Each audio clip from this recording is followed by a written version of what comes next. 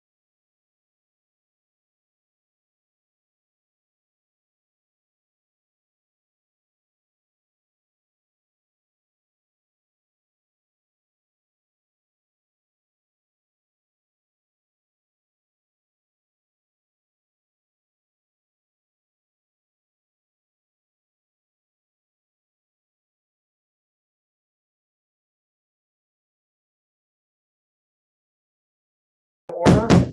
Welcome, everybody. We're going to start off with the best part of the meeting, which is an introduction of our student and the pledge. And is Principal B here? I think maybe Ms. Hadris is gonna do it. Oh, I'm sorry. Wonderful. Hey, hello.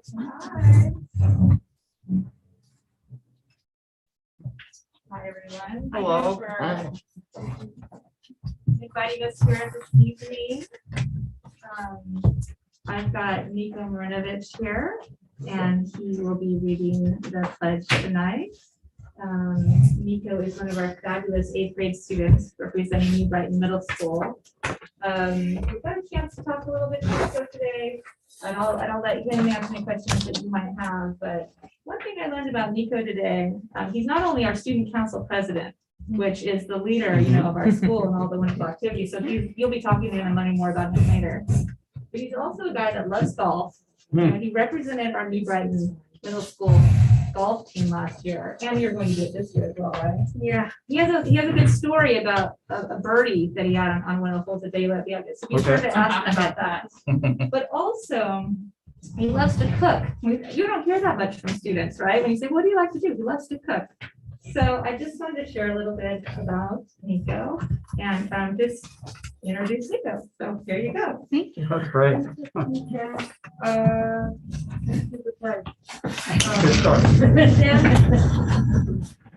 start.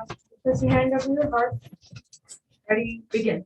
I pledge allegiance to the flag of the United States of America and to the republic for which it stands, one nation, under God, indivisible, with liberty and justice for all. And I just read the self-related. Staff, students, parents, and the community share the responsibility for each child's success. We are committed to ensuring that each student develops the skills and confidence for lifelong achievement and is prepared to make a positive contribution to our world. Yeah. Thank you.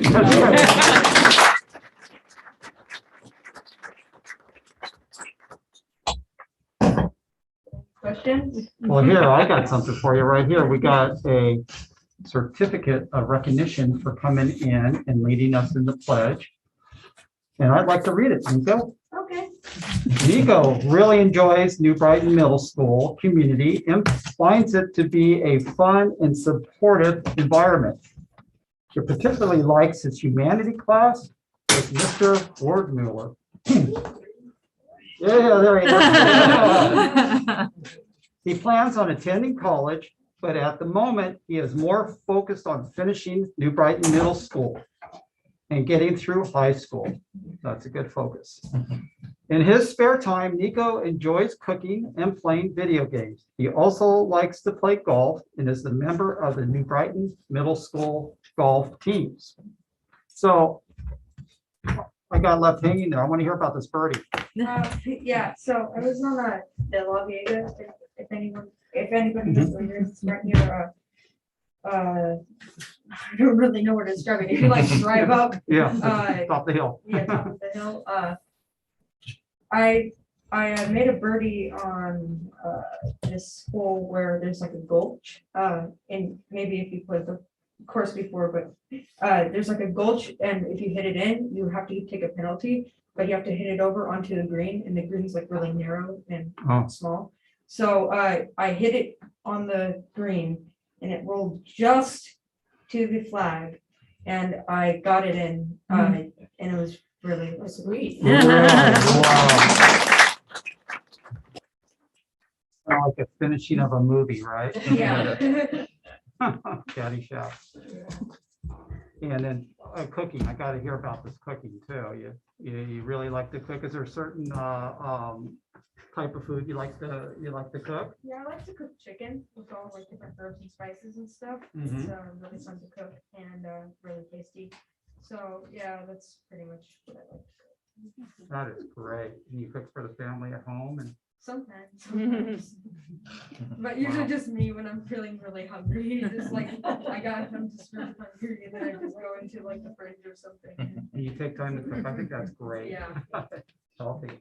I have some other board members here who'd love to ask you some questions. Okay. I'd love to know more about your experience being student body president. Yeah, it's really fun to be student body president, and it just feels really good that, you know, you can be trusted by your, by students and like be respected and do things for them, like that makes a positive change. Like we just did candygrams and that was really fun. We're in the process of doing a door decoration contest. So each flex period has they decorate their door, and the best decoration wins a prize, and it's just really fun.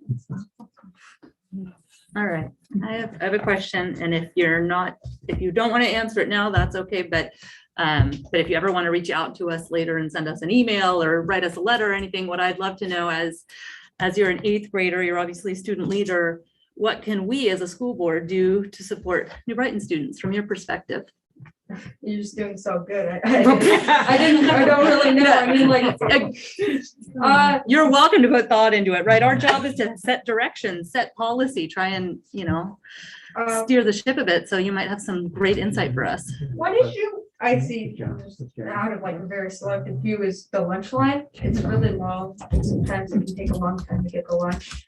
So just, maybe try to figure out a solution for that, and that'd be really good. That's great. Yeah, thank There you. you go. Thank you. So I have a question. So 4 months now, back full time. Yeah, What do you think? well, it's going great. I mean, it's different from online, but I mean, it's not like it's worse or anything. It's just awesome, Yeah. Thank you. Thank you for your service. Thank you. Thank you for your-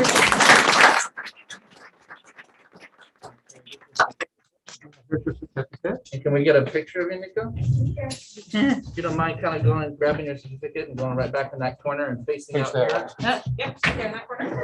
Oh, no, right. Like right here, so the board's behind you. Yep. you're- We got Invitations? Thank Invitations? you. Thank you. I like to right behind. Yep, yep. Yes, please. All right, next to Phil. Here we go. There we go. All right, everybody smile. One more. That's me. I love the smiles.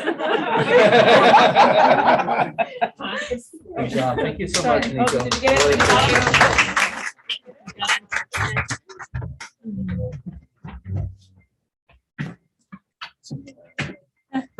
That's a good one.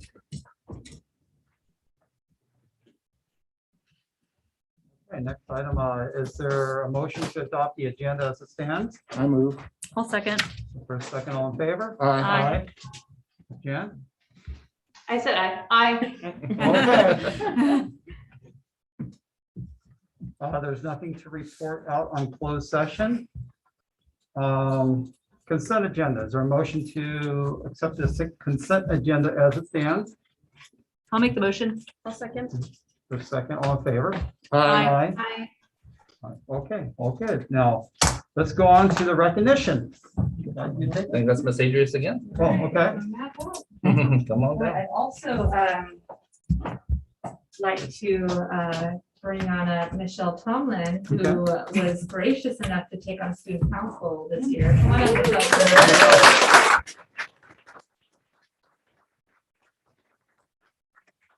Otherwise, I'm not quite sure if we would have had student council this year. So I'm so appreciative that she stepped up to take on the position.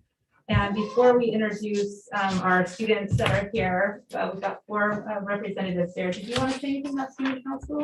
It's a lot of fun. We did have fun this week, and we have some winners for the door decorating contest. Kathy Giannini offered to participate with us, so the winners are having hot chocolate. And we sold, stamped, and added candy canes to over 700 candy grams. Wow. Wow, okay. The one thing I just want to say about our student council leadership program here, and I say it, I think every year that I'm here, is that these are our future leaders.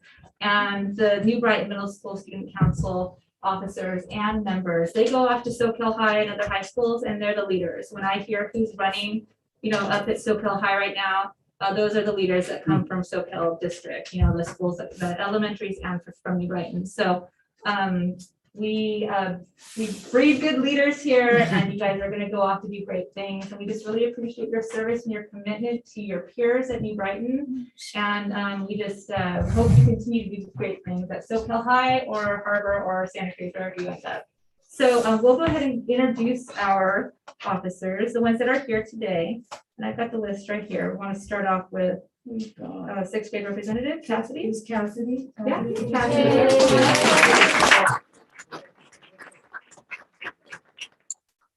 Really neat about this position is this is the first year we've had a sixth grade representative. So we're really happy because you have to take your lunchtime, right? Isn't it correct? She takes her lunchtime to meet with student council. So Cassidy is super committed. And do you want her to walk over to you, Mr. Trimble? Or Sure, I'm gonna let Mr. Donnelly? President Ted hand it to you. Okay, you can go over there, Cassidy, and get your certificate, and we're gonna pause the picture. Okay, wait, with that, turn around. If you want, we can get them as a whole group Yeah, unless we yeah. need it for yearbook. You want it for We got yearbook? your book. One at a Okay. time or Perfect. group is okay? Yeah, that's Okay, great, awesome, all right. great, thanks, come on, okay, Cassidy, great job. So then the next person we have is, I think it's seventh grade rep is here, Charlotte Ryan. Come on, Charlotte.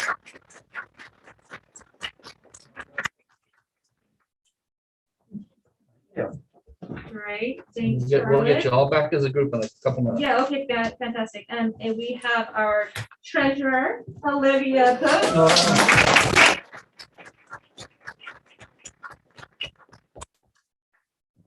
Thank you. And you already know Nico Marinovich, our president.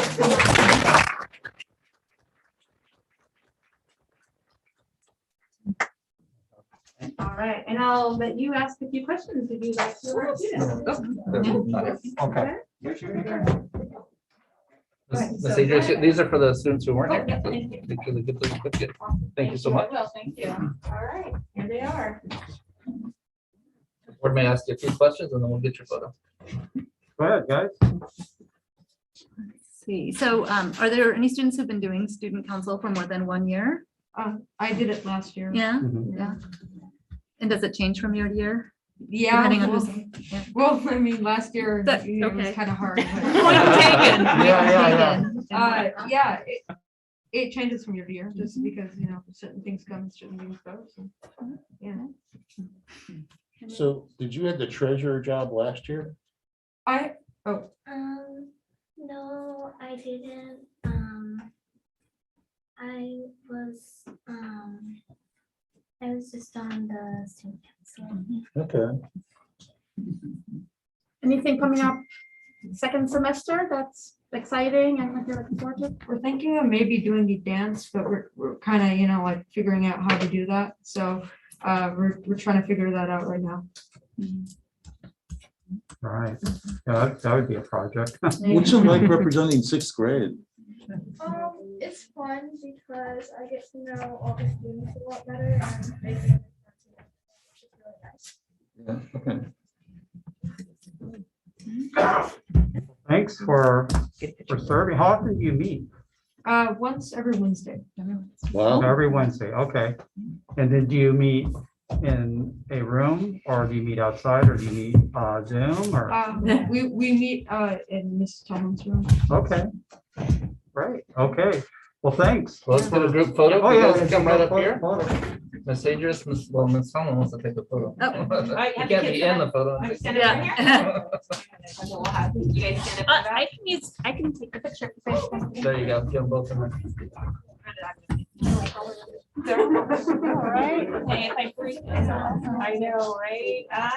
I know, wait, I'm like, wait, wait, let me get the board. They're the stars. That's perfect. Did everyone smile? Yeah. Okay, I hope I did it right. You don't really notice it, it comes until you see the photos here. And it's like you did. Okay, great. Thank you guys so much.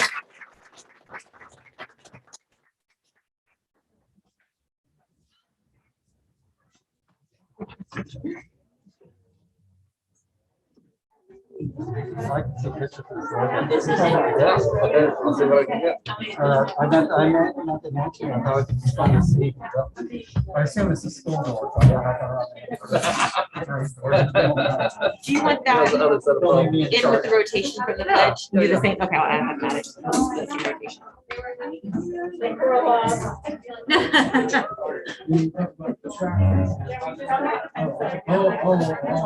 My boss needs me. Yeah, Jen's still on. Do we want to read this first or what? Oh, when we get to public comment, we have 6 from email, or 5 from her. Sure. Okay. All right, everybody, we're back in action. We're gonna move to public comments or public communications, and we're gonna start off with the email communications, and Scott has a few of them. Yeah, He's gonna read. the 3 of us have them, and we're gonna trade off taking turns. So number 1. Yes, and I have 2 more on the same topic. Okay. from on the outreach. Okay. So are we gonna read what about public comment? Sure, you want to Yeah, you know frame what? that? Right, because, well, these are gonna be, sent in, or these were sent in today, but however, members of the audience are welcome to address the Board of Trustees during public communications regarding items not listed on the agenda. For items not on the agenda, we request that you fill out one of the forms available at the sign-in register and submit it to the executive assistant to the superintendent prior to opening of the meeting. 3 minutes may be allotted to each speaker and a maximum of 20 minutes for each subject matter. The trustees cannot take action on these matters unless such matters are placed on a future agenda according to law. If the item is on the agenda, you will have the opportunity to speak at the time of the agenda item is discussed. Please address the board president, and these proceedings are video recorded. Board members shall hold the education of students above any partisan, principal, group interest, and personal interest. Okay, so So, it's, yeah. I would ask that the public comment for people who are in person be done first to count towards that 20 minutes rather than reading the emails and using up to 20 minutes doing that. Seems fair to me. Okay. Okay, so I kind of put these in groups here with the subject matter, and we'll start with Mike Everson. Since I didn't talk with my team about speaking, I'd like to not take up any of that time and let them, I'll jump in at the end this time. So if I could be at the bottom of the pile. Okay, Jamie McMillan.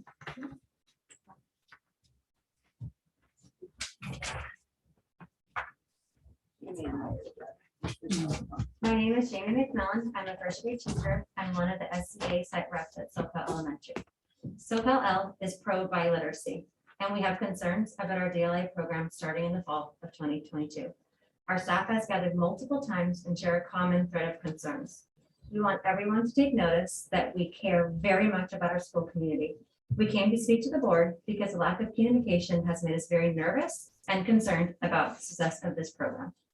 We are sharing this information to come together as a district to ensure that DLI is what is best for Soquel L, and if so, are we being provided the resources needed to start a new program. Our principal cannot do it alone on top of his current job duties. Please help ensure that we are truly taking all the necessary steps.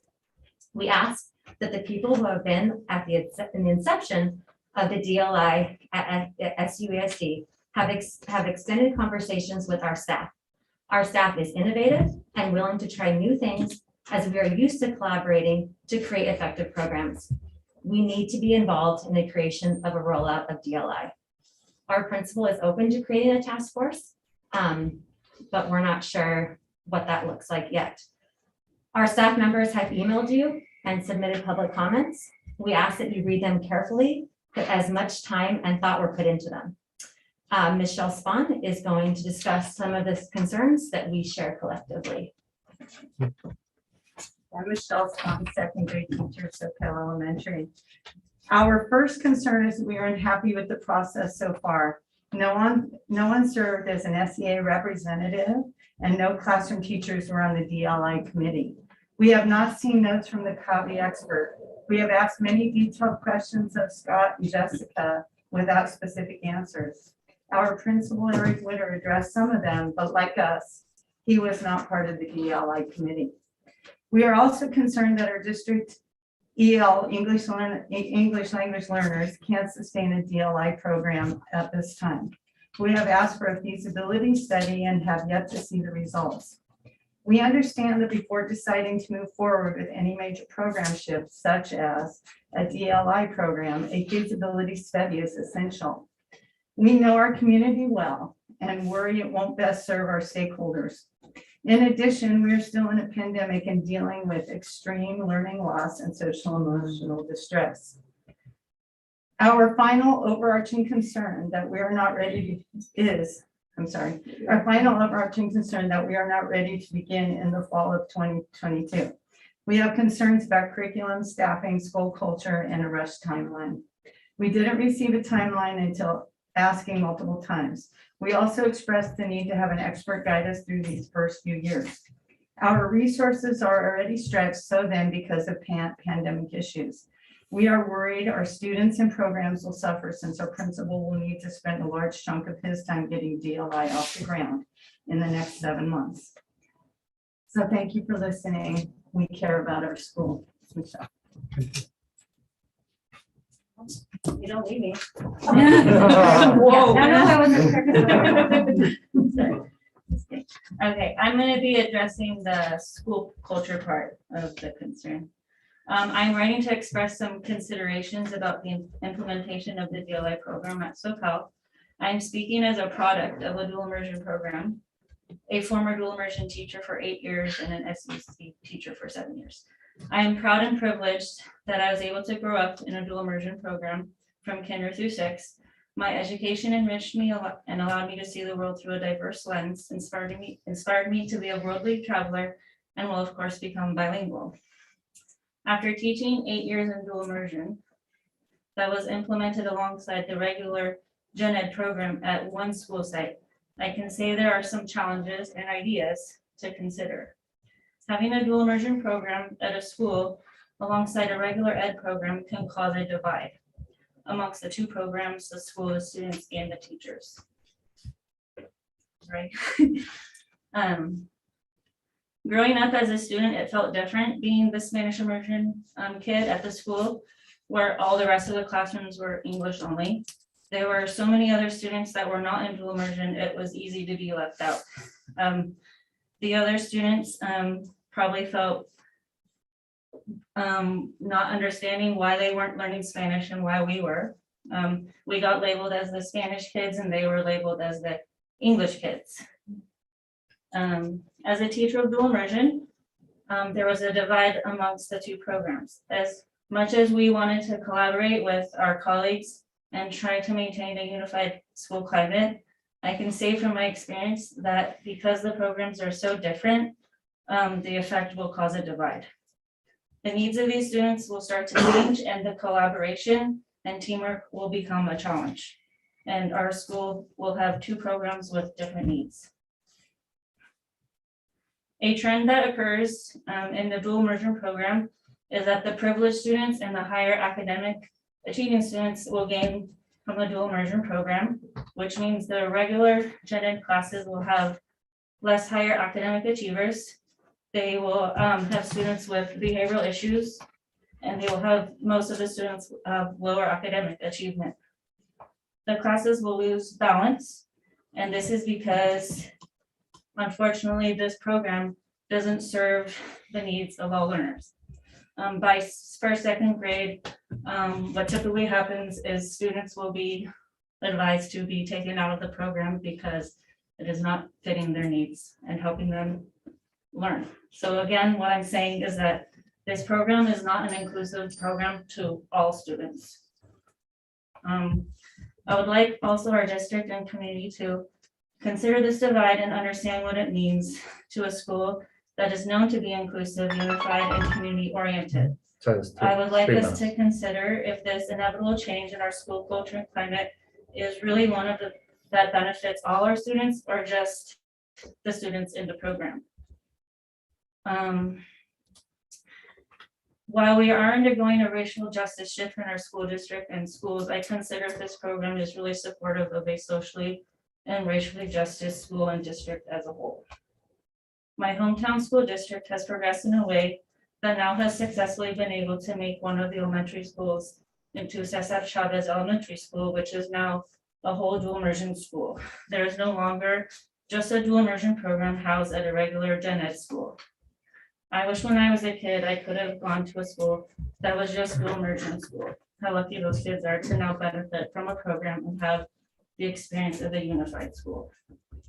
I am passionate about dual immersion as it has had a forever lasting impact on my life Okay, and has shaped me into the person I am today. Am I not- you're over. Sorry, Ashley, it's over to mess. Okay, is that it? You have a sentence or, It goes fast. Okay, all right. thank you.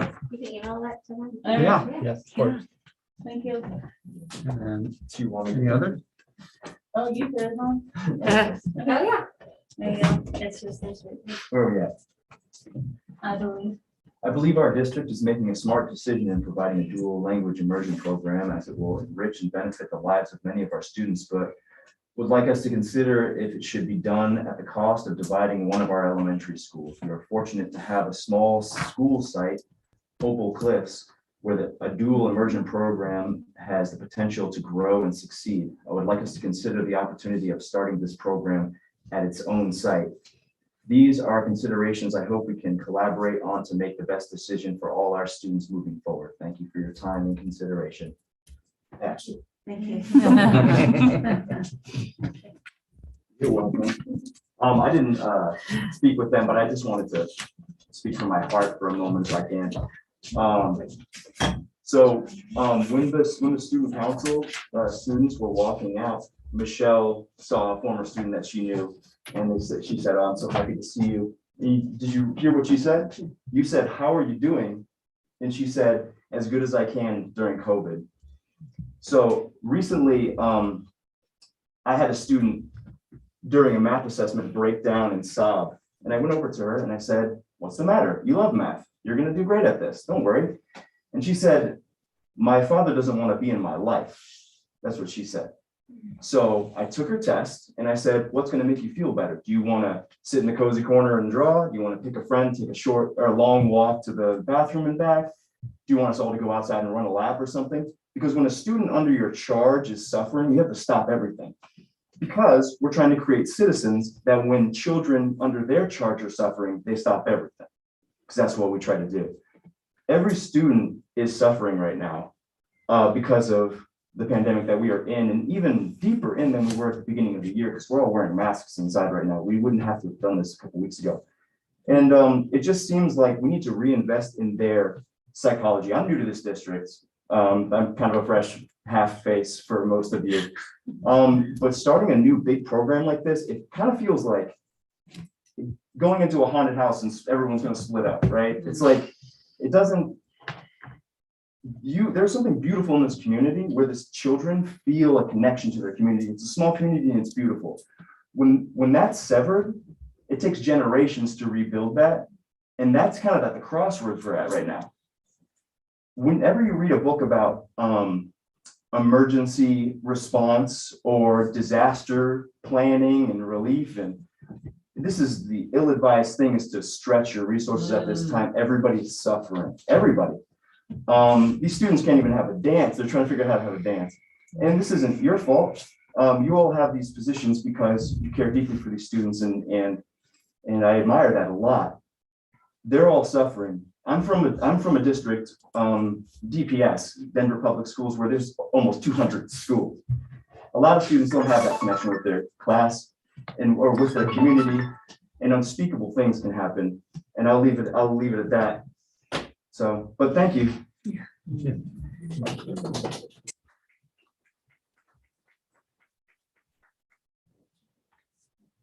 Any more of those on the? No, I think Okay. that's all fine. Yeah, I think that's it for July. Okay. So we're So you're gonna read about the, 7.5 minutes total so far, so we're good to read that first email. I'll read the next one, then you said you have two more. Yeah. Okay, just the DLI one, Just the Yeah. one. for now. Want me to go first? Yes, please. Okay. This is from Megan McGooden. Hello, I am writing on behalf of the dedicated teachers at Soquel Elementary School who will lose their jobs at our school site.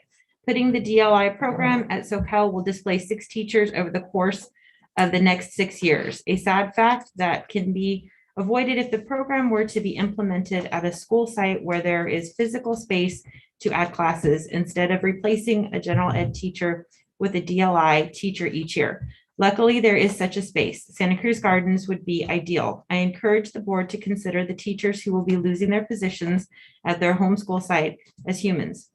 These are humans who have established their curriculum, physical classroom spaces, routines, and procedures to Soquel Elementary. They are humans who have their own children attending our school that they would have to transfer to wherever they get sent to once DLI kicks them out. They are humans and they deserve to be considered more than a position. We have been told that Soquel has the most appropriate students for DLI, which is another conversation. But even if that were the case, people who want their child in a DLI class will take their child to that class. If it really is that sought out, then people will be happy to take their children to whichever school site is offering the program.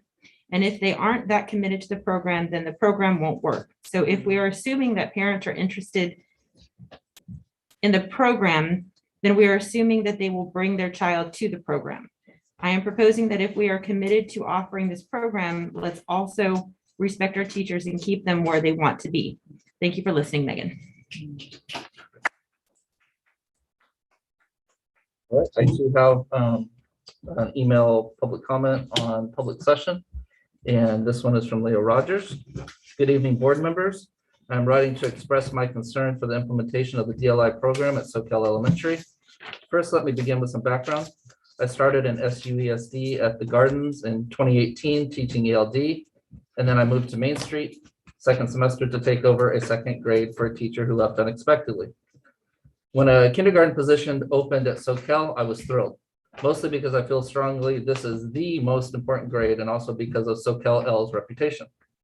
The community here has been the best fit for me and my daughter, whom I transferred at the start of hybrid learning. She has made strong connections with peers as well as the staff, and we have truly felt like a member of a family. Like many have said, this year has been even more challenging than the first.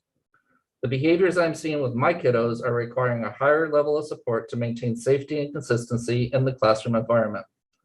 My main concern with the DLI coming to Soquel is that our administration and support staff who have already been taxed to their limits, filling in a substitute, supporting multiple classrooms, will be stretched even further with a whole new program to oversee, and safety could be compromised. Thank you for your listening.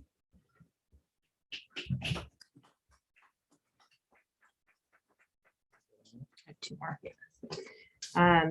Hello, Soquel Union Elementary School Board. I'm writing on behalf of some concerns with moving forward with the dual language immersion program at Soquel Elementary.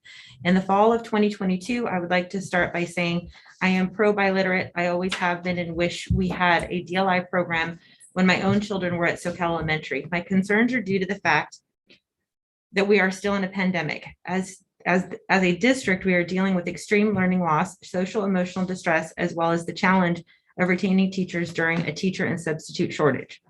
The recovery from the pandemic is ongoing, and we need time to do just that before taking on the huge challenges of a new instructional program.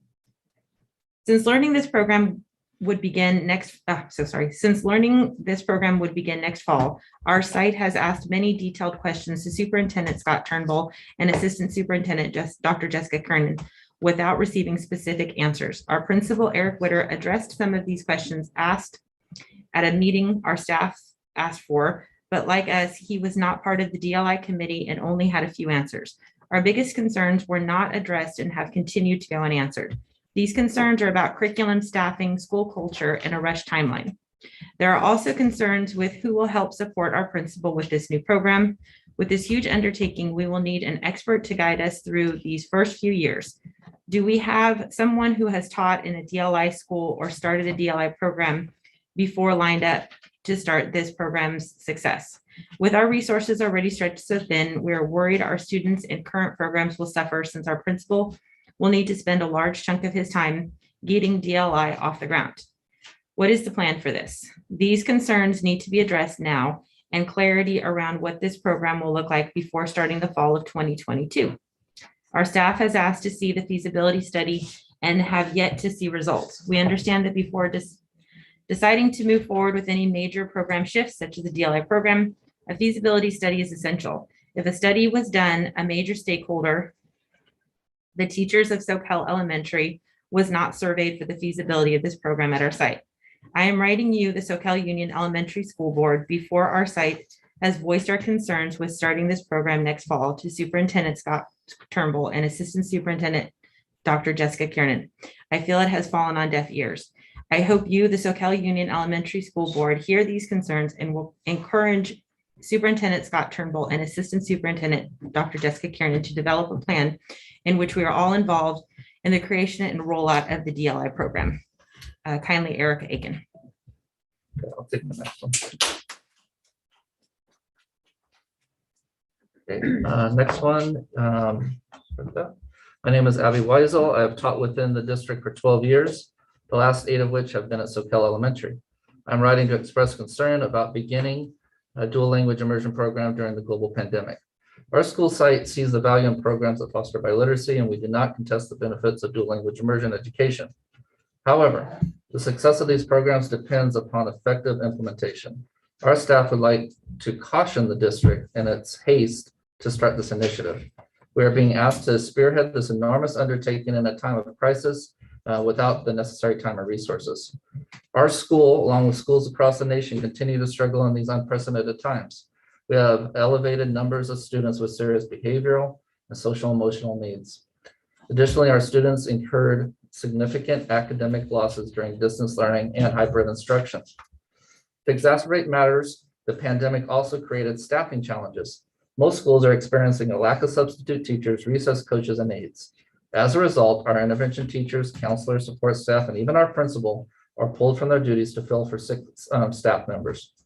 In short, intervention teachers are being pulled from helping struggling students, counselors pulled from leading counseling sessions, and our principal, who is our lead for DLI, cannot complete the myriad tasks he must contend with as a principal in a pandemic, let alone have time to give DLI the thought and consideration it requires. So I must ask, how can Soquel Elementary effectively plan and carry out a new, complicated, and nuanced program such as DLI in the midst of challenges caused by this catastrophic pandemic? Our school leaders are spread so thin. We do not have the time or resources to plan and successfully roll out this program next year. As a district, we should direct our energy and resources to supporting our current students. I urge the district to pause their plans to begin the DLI program at Soquel for another school year.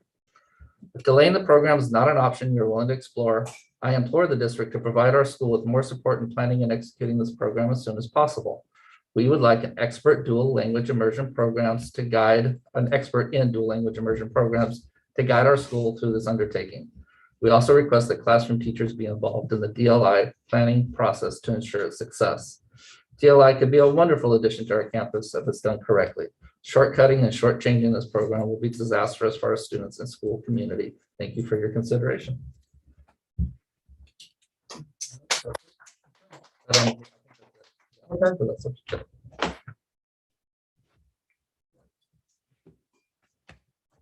next, school safety and Michelle Bell. There you are. All right. Can we change the order? Either way. Yep, that's fine. Yeah. Well,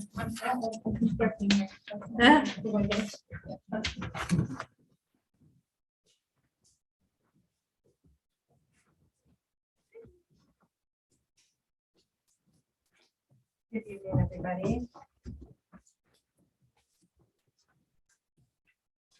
I'm speaking tonight during the public comment in my capacity as the new Brighton Middle School representative for the Soquel Education Association.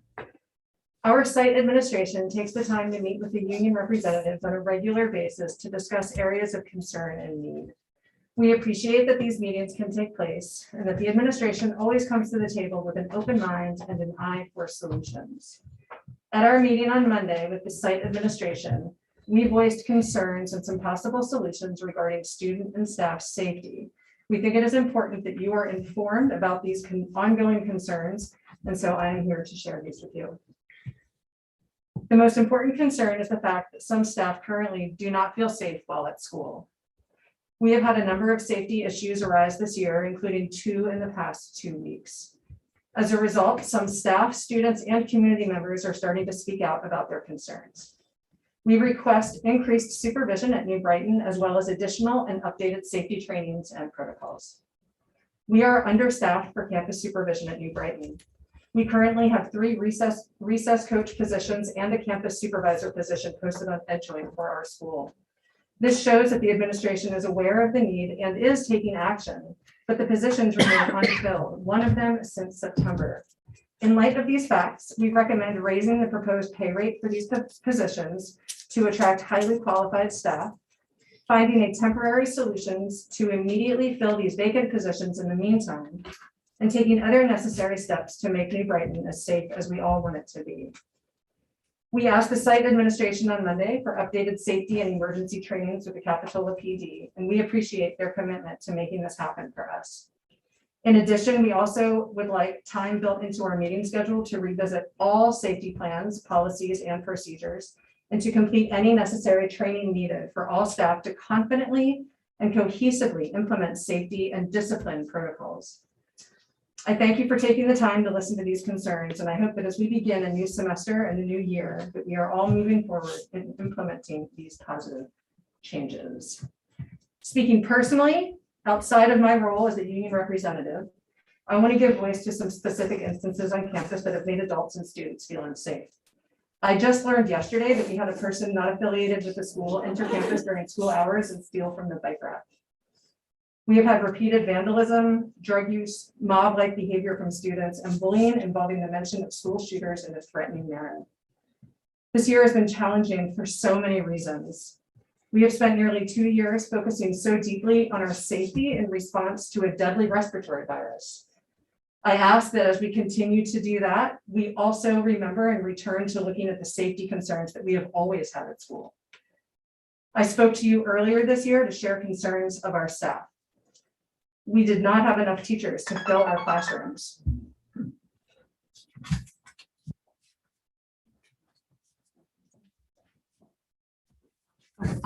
Erica, I'm sorry, not Eric. Can I have you move just a little to the side? You're right. We're getting the back of you. The cameras. Thank you. I'm so sorry. Thank you. Not our best angle. I know. I just read Erica's email. I'm so sorry. Hi. Hello. Thank you for having me here tonight. I'm here because I love my school. I love my students, and I love my own 2 children who attend the school that I currently teach at as a 6th grader and an 8th grader. And I'm worried. And I've been in this district for 15 years. And some of you know me outside of school, and you know if I'm here, it's because I'm worried. And I'm not worried because the students at our school aren't wonderful, because they are. And I'm not worried because the teachers and the staff, the administration, and the community, we know this is a wonderful community. But we're reeling right now, and we're like in a triage situation. I'm married to a first responder. This is how I've been thinking lately, because this is how I've been behaving in my own classroom. I have these comments here that I was going to read, and I can't do it. I just feel like I have to talk from my heart, because I care so deeply about my community and my school. We've had such terrible things happen this year, and none of them are the fault of the school or the district. But our response to these events, we can start to take some ownership about what we can do better. And in a triage situation, the first thing we need to do is get proper supervision on campus so that our students can feel safe, right? They might be safe, but they don't feel safe right now. And they have to feel safe, because if they don't feel safe, they can't learn. And if they can't learn, why are we at school? Yep. And so we have to help them feel safe. Let me walk you through the fire drill on Monday that happened from my point of view. This was a day that I woke up to a phone full of text messages from concerned friends Melissa, please help. Can I send my kids to school? Tell me what's happening. Is it safe? And I have to take my teacher hat off and put my friend hat on and my mom hat off and try to figure out what to do for my own family as well as my friends who they count on me. And I said, we're safe. We can go. I called my vice principal. She assured me Capitola PD will be there. And I have to put on a brave face for the kids who will count on us. And when we're there, a third of my students weren't there. 1/3. That's a big deal. We have to pay attention to that. We were getting sent a message loud and clear. And unfortunately, on the worst day of the year, we have an unplanned fire alarm. And I'm teaching the 6th grade, my flex homeroom. And we're decorating the door. We heard student council. We're decorating the door. And I have little holiday music on. We're trying to have fun, make light. And all the eyes start darting in the room to me. And I just quietly walk over. I've been doing this for 20 years. I lock the door. The shades go shut. I ask them to sit in their assigned seat. 3 students have tears in their eyes. And one boy by the back door says, Miss Walden, I'm so scared. I'm so scared. Miss Walden, please, I'm so scared. And I said, don't worry, kids. I got you. It's raining outside. My classroom's not on fire. And we're not going out there. I'm going to monitor my computer. I'm going to wait for the message. I bet you one of the 7th or 8th graders knocked into the fire alarm because they're doing lunch indoors because it's this torrential downpour, which is also something new that we haven't experienced yet this year. And so we waited for that email. And the email never came. And the alarm kept going off. And the kid said, what should we do? And I said, we're just going to stay calm. Do you see a firefighter run to a fire? No, they walk. And we stay calm and you follow my lead. And I thought inside internally, should I barricade the door? Should I scare them worse? Or should I just try to keep a calm face? And so this is what being a teacher in 2021 feels like. This is our new reality. It's not the same job. It's a different job. And so we might have to do things differently. And so if we have to overstaff and we have to throw money at the problem a little bit, then I think we should. And 3 minutes, I'm sorry. Oh, I'm so No, sorry. I hate to interrupt. you. I I'm really understand. sorry. I understand. I get long-winded and thank you for the opportunity to speak. Just the system. It's not you. I'm gonna wait. I let her do that. Okay, so I'm gonna, hi, my name is Michelle Bell. I'm an 8th grade humanities teacher at New Brighton Middle School. I'm gonna finish Leanne's letter first. So now I am here because we still do not have enough staff to provide adequate supervision for our students. I am here again tonight in my union and professional roles to say that the year is still challenging. I hope that you hear the voices speaking tonight and can work to help make these suggested improvements to make students and staff feel safe and supported. I thank you in advance for your attention and support in these matters. And now I'm gonna breathe. Melissa always messes me up. Like, let's get real. If we get real, we're gonna feel. We are so not trauma informed. And I mean, before we even get to safety, the fact that we had 3 brand new things put on our school in the very beginning of the year, coming back to school, I'm like, it was the nuttiest start, which I know you know. And then on top of it, like all the new things that we were doing, and I don't really want to give the list, but it like started not trauma informed. It was like trauma induced. It was really crazy. And then I'm gonna come back to the fact that we're talking about, I'm going to school every day and my dad is immune compromised. I have an ex-husband that will not allow my kids to get vaccines. I'm just representing many parents. I'm hearing about what's happening at SoCal. When my SoCal teachers talk, I'm gonna listen. I didn't even know that was happening. So I'm feeling so many big feels right now. What I know is that my children are constantly struggling, not with academics, but with emotions. We talk about social emotional learning and it is not fully funded. We talk about a flex period that is not fully directed. We have lots of big ideas and I feel like we just keep throwing stuff at it and we don't eliminate anything. And we expect more and more and more and more and more. I've been in this district and teaching 8th grade since 1999. I love 8th grade. The rigor has gone down, the expectations has gone down. And I have stayed the same. But of course, there's pressure on who I'm supposed to be. And what I can tell you is the conversation with my daughter in that car on Monday morning. Couldn't even believe I got the email Monday night. I said, this is not an I go, I'm calling you as a parent. This is not enough information for me to send my child to work. Like, I'll put myself on the front line for students all the time because that's part of what I signed up for, but I'm not sending my kids to school on Monday without more information. So I had to do those things as well. On top of that, this is not just about Monday and the fire drill. This is about the kids doing drugs and the ambulance and the whole school like mob of 7th and 8th graders running after it. I talk about street smarts in my classroom. No, it is not on the agenda in my classroom, and I will finish this thought. I had to tell kids, look, guys, I'm not just teaching you about 8th grade humanities. I'm also teaching you that when 8th graders all run, we're in 2021. It's not knuckles anymore. When kids run, you don't go. I talked to my child about street smarts on Monday morning and said, if anything goes, I believe you are safe, but you need to know when kids are running that you stay put and you go indoors and you find help. The conversations are changing, and yet I do not feel supported. I do not feel supported at all. And I'm going to continue to bring the best education I can to this school and to this district.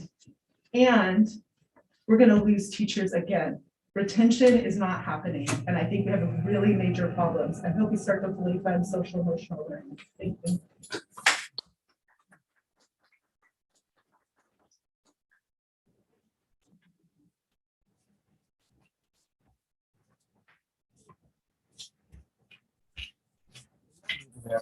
Yeah, we do have emails on the subject. So I think number 2. I have 2 and 4. Okay.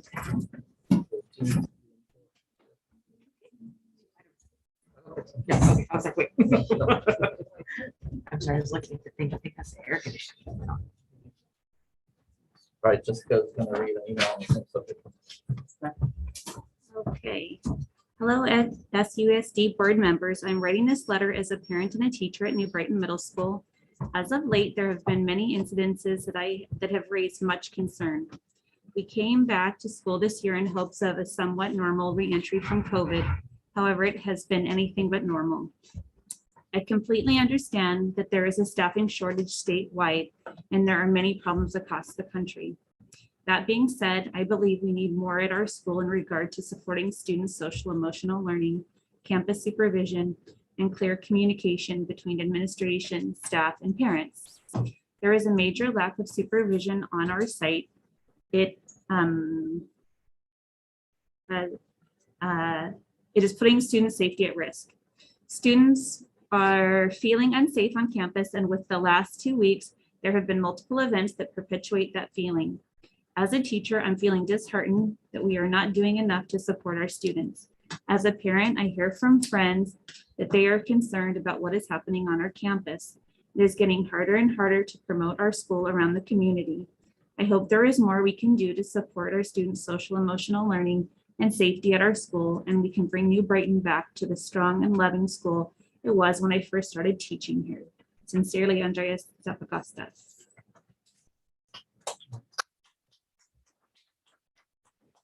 A little hard to hear. Oh, I'm sorry. Use my outside voice. This is from Johan Rodberg. Dear members of the SoCal Union Elementary School District School Board, I'm writing this letter to highlight concerns that myself and others in New Brighton community have been feeling as of late, with the hopes of providing solution-oriented steps moving forward. While the staffing situation within the walls of classrooms has begun to settle down, the lack of supervision across the campus as a whole has become unsafe. At the moment, we are short 3 supervision positions, which make the job of everyone on campus increasingly tenuous. The people affected include administrators, office staff, teachers, aides, and custodians. Getting the foggy glasses like always fun. As a teacher, it has become unclear whether consequences will be carried out or not. Students have taken notice that their defiance will likely go unpunished. There are breakdowns in communication, and it's not always clear whether or not consequences are being enforced. There have been explosive events as of late that have added significantly to the angst of everyone on campus. The examples are exhaustive. An ambulance on campus for a prescription drug overdose, a student mob as the student was apprehended, a threat of gun violence against the school, which resulted in many families electing not to send their students to school. Male students requiring bathroom escorts due to vandalism, a transient entering the campus to steal bikes, pervasive vaping, and a fire alarm which had teachers unsure of what protocols to follow. There is no simple solution for all of this, and I realize that staffing shortages are everywhere. I do have some suggestions though. Instruct and fund administrators to create adjunct paid duties for current staff, i.e. teachers paid a competitive hourly rate to supervise the bike racks before and after schools, give up their lunch break to host detention, etc. If this was offered, I believe the staffing would be there. Ask for a review of policy in regards to student safety. Double down on efforts for a meaningful and regular social emotional SEL curriculum. We now have the flex period, but there has been no direction on how to best support student SEL needs. Find a way for one-time COVID funding to on-ramp our students back to safe, productive learning. This should go beyond testing, masks, and other PPE. Thank you for your time and consideration. We're all looking forward to positive, concrete changes as we transition to the new year. Best, Johan Reiber. One more. You do. All right, ready? Board members, New Brighton is in high need of trained yard supervisors. The safety of students and staff is in jeopardy. There have been many situations this year that have been downplayed. Students feel empowered to continue vandalism, question teachers, and break our PBIS protocol. It is apparent as we receive calls and personal emails from concerned parents and lately even the police. We are repeatedly reminded of patients needed because of COVID trauma and the absence of attending school last year. That cannot be validated as an excuse for normal but increasingly bad behavior. Our school has always been noted as an orderly realm, and we are not designated as students' parents. The current supervision wage needs to be increased and the funds need to be found. We are have repeatedly asked for adult trained and reliable supervision. The repeated warnings to students outside the classes does not comply with our PBIS training. We continue to be trained in many fields despite our already difficult curriculum when we feel that our first priority must be COVID and emotional safety. As teachers, we have attempted to communicate our concerns, but the time is filled with ELL, equity, infinite campus, social emotional training, etc. Please open your communications with teachers. Come to campus during lunch and observe our concerns. Thank you for your services in continuing SoCal's positive reputation. Roy Segura.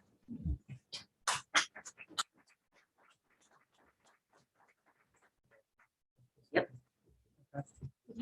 Did we get Amanda Drakes? Did we read that one? Amanda Drakes, did we read that one? I don't have an email from Amanda Drake. Sure. I'm sorry, maybe it was a different email. Yeah. Did you get one? I really apologize. I did not get that one. I think it might have gone to the board. Oh, The okay. address. Yeah. Is that okay? Oh, yeah. All right. Definitely. The need to feel safe is required before education can take place. New Brighton currently does not feel like a safe place for students. Being both a teacher at New Brighton and a parent of a sixth grader, I know this firsthand. We need to remedy the situation immediately so students can put their attention on their personal growth and education and stop fearing for their safety. The lack of supervision, procedures, training, and timely and thoughtful communication has been highlighted in recent weeks by the events at the school, including continual bathroom vandalization, drugs being exchanged, overdose, student mob behavior, vaping, trespassing with intent of theft, and most recently, a threat of gun violence. I realize the school cannot prevent all of these events, but the school can ensure that preventative measures like supervision are adequate. When an emergency does take place, a well thought out plan should be put in place. Reoccurring training needs to needs to be delivered to all staff, and appropriate communication with staff and parents is paramount. So everyone knows what to do and the necessary information to make informed decisions to keep our students and children safe. The threat of gun violence at school continues to be a difficult situation to navigate both as a parent and teacher. As a parent, I was forced to make a decision if I should send my daughter to school the next morning with minimal information on what the threat was, how it was deemed not credible, and what kind of extra precautions would be taken. As a teacher, I was asked to reassure my students that MBMS takes gun threats seriously, but I was not given adequate information to know the threat in fact had been taken seriously. The formal information that I received is that a joke about gun violence was made, the threat was deemed not credible, and Capitola PD got involved at some point. I have heard more information from staff and students and believe the students who made the threat were at school the next day, but about 1/3 of my classes were absent because of that very threat. I'm unclear how the threat was taken seriously. I'm faced with the conundrum of, do I close my door to add an extra layer of protection from an intruder, or do I keep it open as a COVID precaution? I asked for clarification on this matter and expressed the desire to have a site-wide decision made, but I have not heard back anything other than I can close my door if it makes me feel better. I am not interested in having my personal feelings appeased, but I want to have clarity to keep all individuals at MBMS safe as possible. This week as a teacher, I saw the worry on many of my students' faces. I let them know I would always do everything in my power to keep them safe. I reiterated that guns are never a joking matter and that every gun threat needs to be taken seriously. I'm here tonight to make sure that all gun threats are taken seriously and the school community is given enough information to know that it was. After school Monday, my daughter told me she doesn't feel safe at school. After school Monday, my daughter told me. Sorry, that's 3 minutes. I'm sorry. Okay, so but you do have my letter and it is gonna. I believe the board received it. Yeah, it went to the board email address, so Okay. it, I That's didn't why check you- it before, yeah. All right. The board has acknowledged everything. Yeah, somebody else can pick it up. Yeah. So after school Monday. I can read it. Thank you. After school Monday, my daughter told me that she feels safe at school when she is in class with her teachers, and her teachers had all shared messages similar to what I share with my students. But she has not felt safe outside of the class after some of these serious issues have occurred. More supervision is needed immediately at MBMS before, during, and after school. I know that positions for yard supervisors have been posted, but we cannot wait another day for them to be filled. A few solutions would be to pay teachers to take on formal supervision duties, have DO personnel step in, and increase the pay for those in supervision positions and the vacancies that have yet to be filled. If we want to make sure our students receive quality education, we need to make sure that they know they're safe. Members of the board, if you have not spent a day on our campus in a while, I encourage you to do so. See both wonderful things that are happening on campus and the things that need to be addressed. Thank you, Amanda Drake.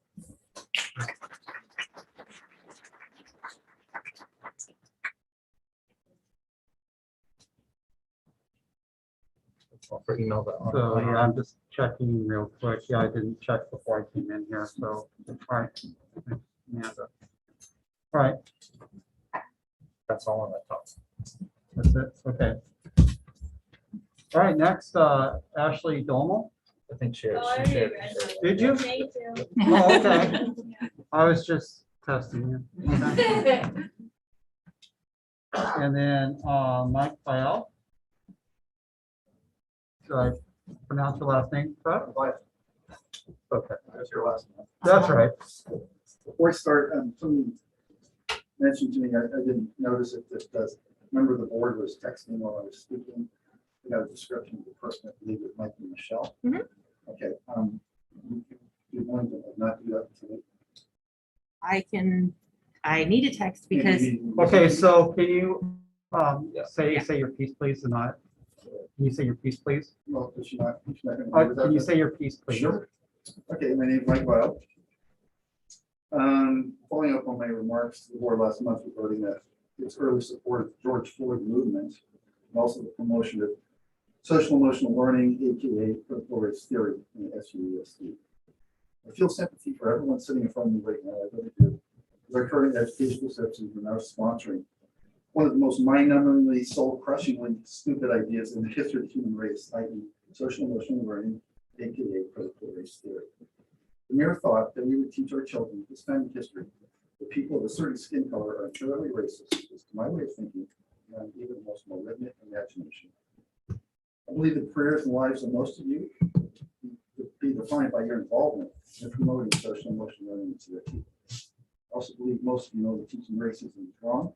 The U.S. is not a systemic racist society. In fact, I believe any systemic racism that exists in the United States today is primarily represented by critical race theory. I have two requests tonight. Number one, the district made a terrible mistake by aligning itself a few years ago with the George Floyd movement before all the facts came. By doing so, the district was teaching our children to identify with emotional, mob-like behavior while ignoring due process. Due process is what separates United States society from a primitive society. I would like to see the district acknowledge this mistake to the world. In doing so, this district could make history. This is my first request. Second, multiple SUESD school marquees still display the message that Black Lives Matter. Well, of course they do. It's hard to find anyone who disagrees with that. But you know, it will be a teachable moment for the district to make an about face and change that message to all lives matter. Now, this would be something. The time for needless divisions over Black Lives Matter is a provocative and divisive message. We all know that. It's classic Chinese Communist Party propaganda to divide us by race, hurting our children and dividing our families. It's time for our educators to stop doing somersaults with communism. To repeat, my requests are: number one, publicly acknowledge the district's mistake in promoting mob behavior, ignoring due process by aligning with George Floyd movement for all facts. Acknowledge a mistake and become heroes for all time. This could be huge. It was a massive mistake. It was horrible what you taught children about doing that. Number two, change the school marquees to more loving, inclusive messages that all lives matter. That's the message. All lives matter. You want to be relevant, you want to be cool, you want to teach your kids, you want history to recognize you as courageous human beings. If you want to change the world, are you up for it? Then that's your ticket. Thank you.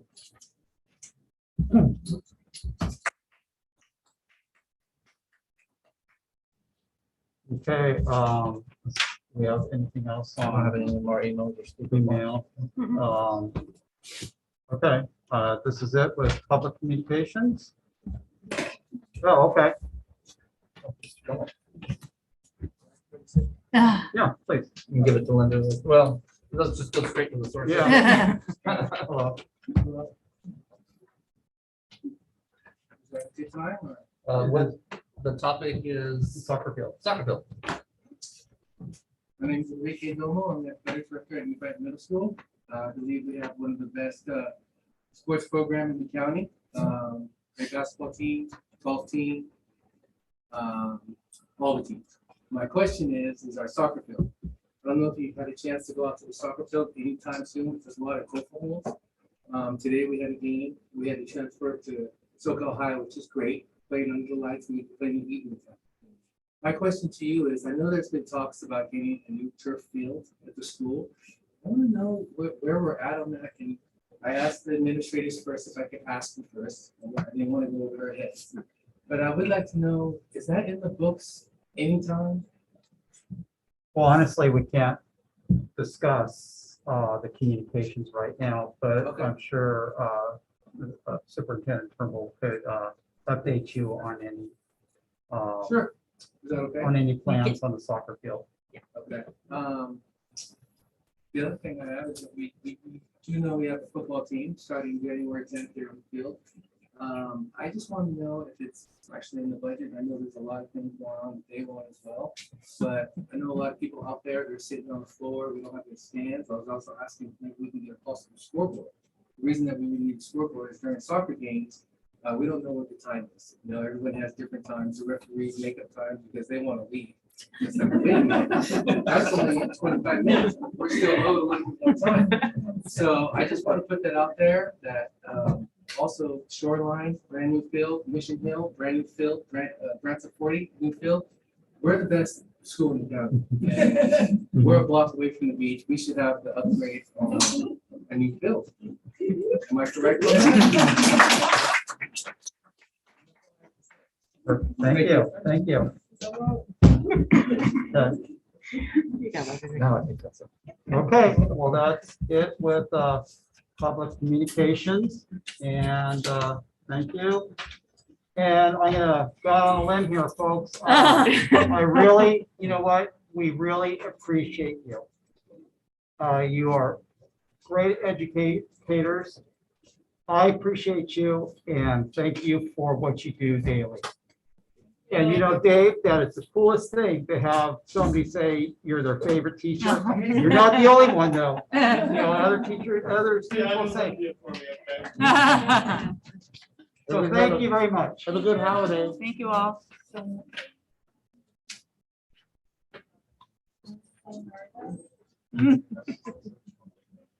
Happy anniversary, 10 years. Okay. 10 years. And you're here?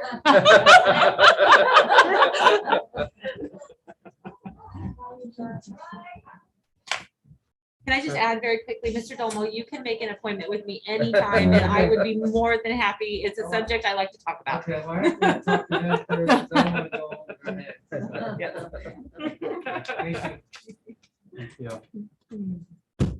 Okay, let's go on to our annual organization. And so, Scott, you want to say something before we move on and do our nominations and elections? Before we move on to that, I'd just like to take a moment to recognize you, Ted. You have been an amazing president, not only for the past year, for the past 2 years, and all the way going back to term in 2007. Right, wow. So you got a place now to put your gavel right there with all your years. So thank you for your service. Actually, that's a school gavel.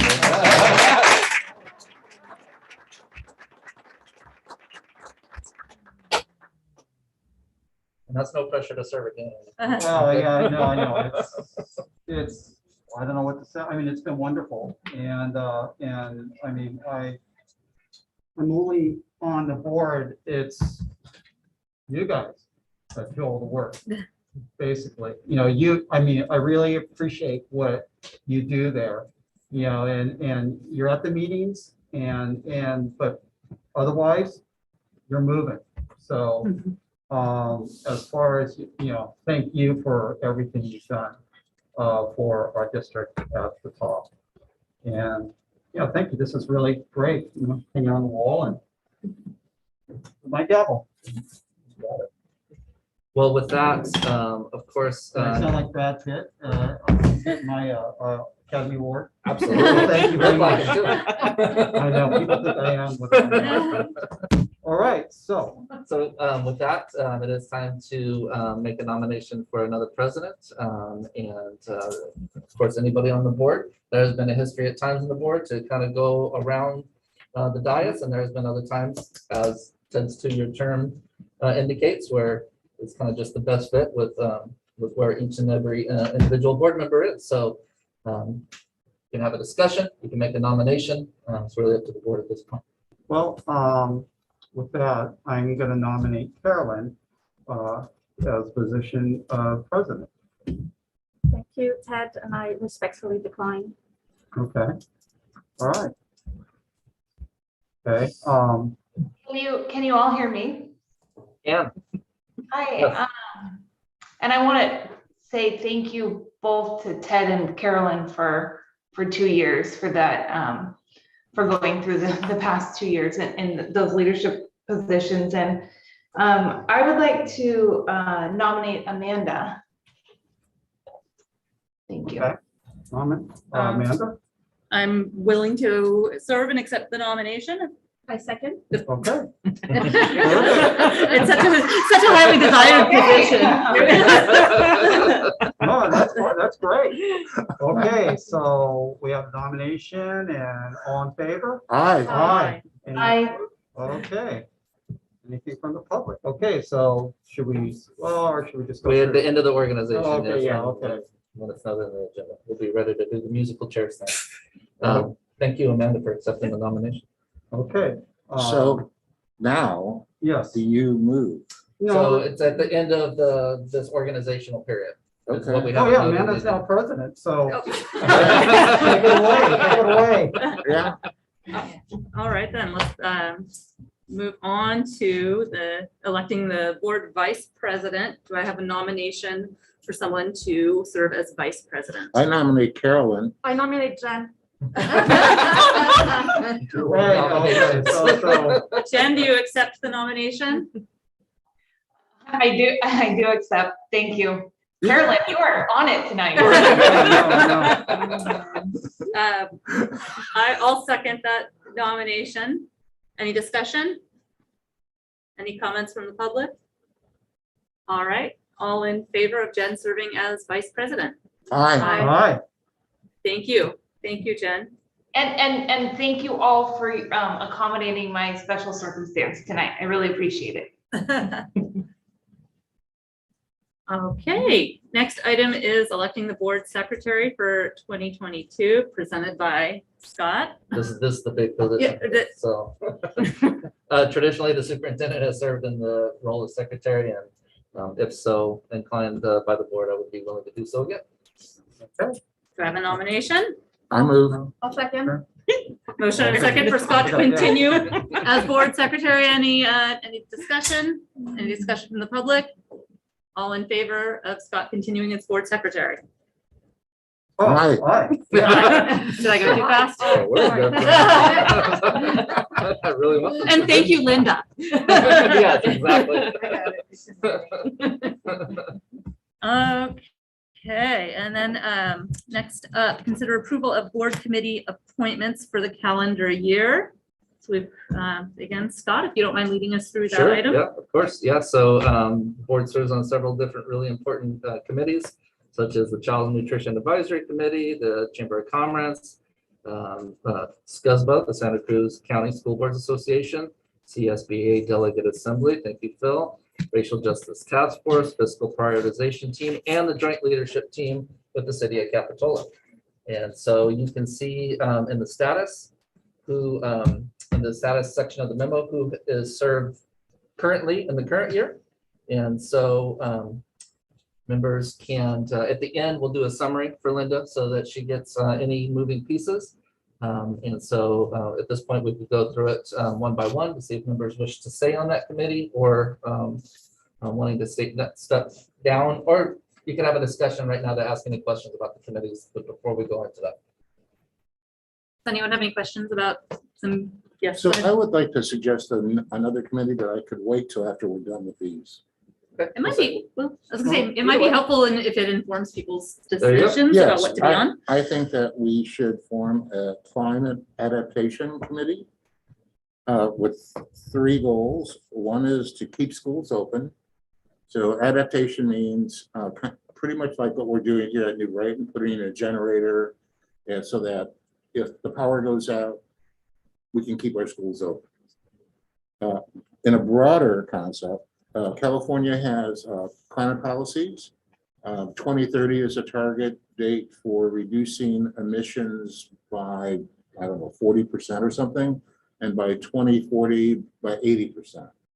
I believe we have to comply with that. We're in the state of California, we're a government entity. But I don't know, so we should find out. And the third thing is access resources. There's a lot of funding coming from the feds and excess money from the state, and a lot of it is going to go towards climate adaptation, mitigation, and green building. And so we should be in line for that. A lot of one-time money, that's what we need. So I'm asking if we can consider a board committee on climate adaptation, and if not, maybe a task force. Right, and if I'm not misunderstanding, I think that in order to form a new committee, we would have to have that as an agendized item in the future before we could appoint That sounds like a members to very the reasonable committee. future agenda item. for Yeah, sure. is that okay if we do it as a future agenda item, and then at that point, we could consider appointing board members to the committee? So 2 weeks, we can't do it in 2 weeks because we Right. don't have a meeting in 2 weeks. So Yeah. the January meeting, Yes. Okay, thank you. So we can go down the existing committees and see if the current board member that's in that role wishes to continue. There's the Child Nutrition Advisory Committee. Right now, trustee Carolyn Friedman is serving in that capacity with Ted Donnelly as the alternate. Are you interested in continuing to serve? I'll continue. Okay, and so, and we'll do one big motion at the end, if that's okay, President? Yep. So we have no changes for the Nutrition Advisory Committee. Linda? All right, and you just tell me if we're going too fast on any of this, okay? Okay. Okay, Chamber of Commerce, we have trustee Isaac Gonzalez serving as the lead and Scott Turnbull as the alternate. Trustee Isaac Gonzalez, are you interested in continuing in that capacity?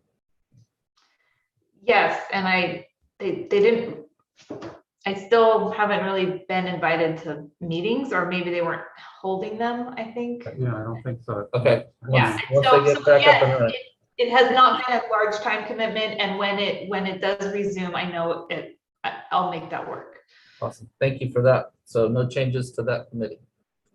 Joint leadership team, this is with the city of Capitola. Currently, as it doesn't have to be president and vice president, but currently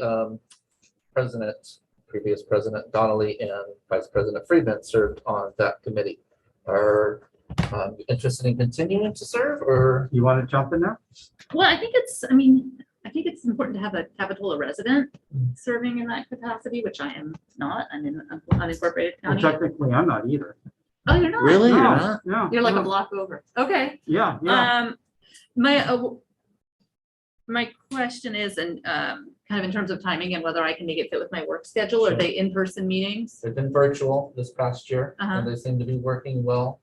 They've been at 4 or 4:30 around that time. But they were open to changing it. Yeah, Because yeah. there's also gonna be changes on their end. Exactly. There's flexibility there. So they've been virtual towards the late afternoon with some flexibility. Okay, I'm willing to do it unless you want to continue in that capacity. I'm flexible. I have work limitations, so I wouldn't be able to be on a meeting until Okay. after 5. Right. Is it possible to have Amanda and Ted? Is that? You want to do it? Is that- No, that's all. I mean, I think you just have more to bring to, because you're just more familiar with Capitola. Okay. Okay. All right. Sure. Yeah, I'd be happy to do it along with Amanda then.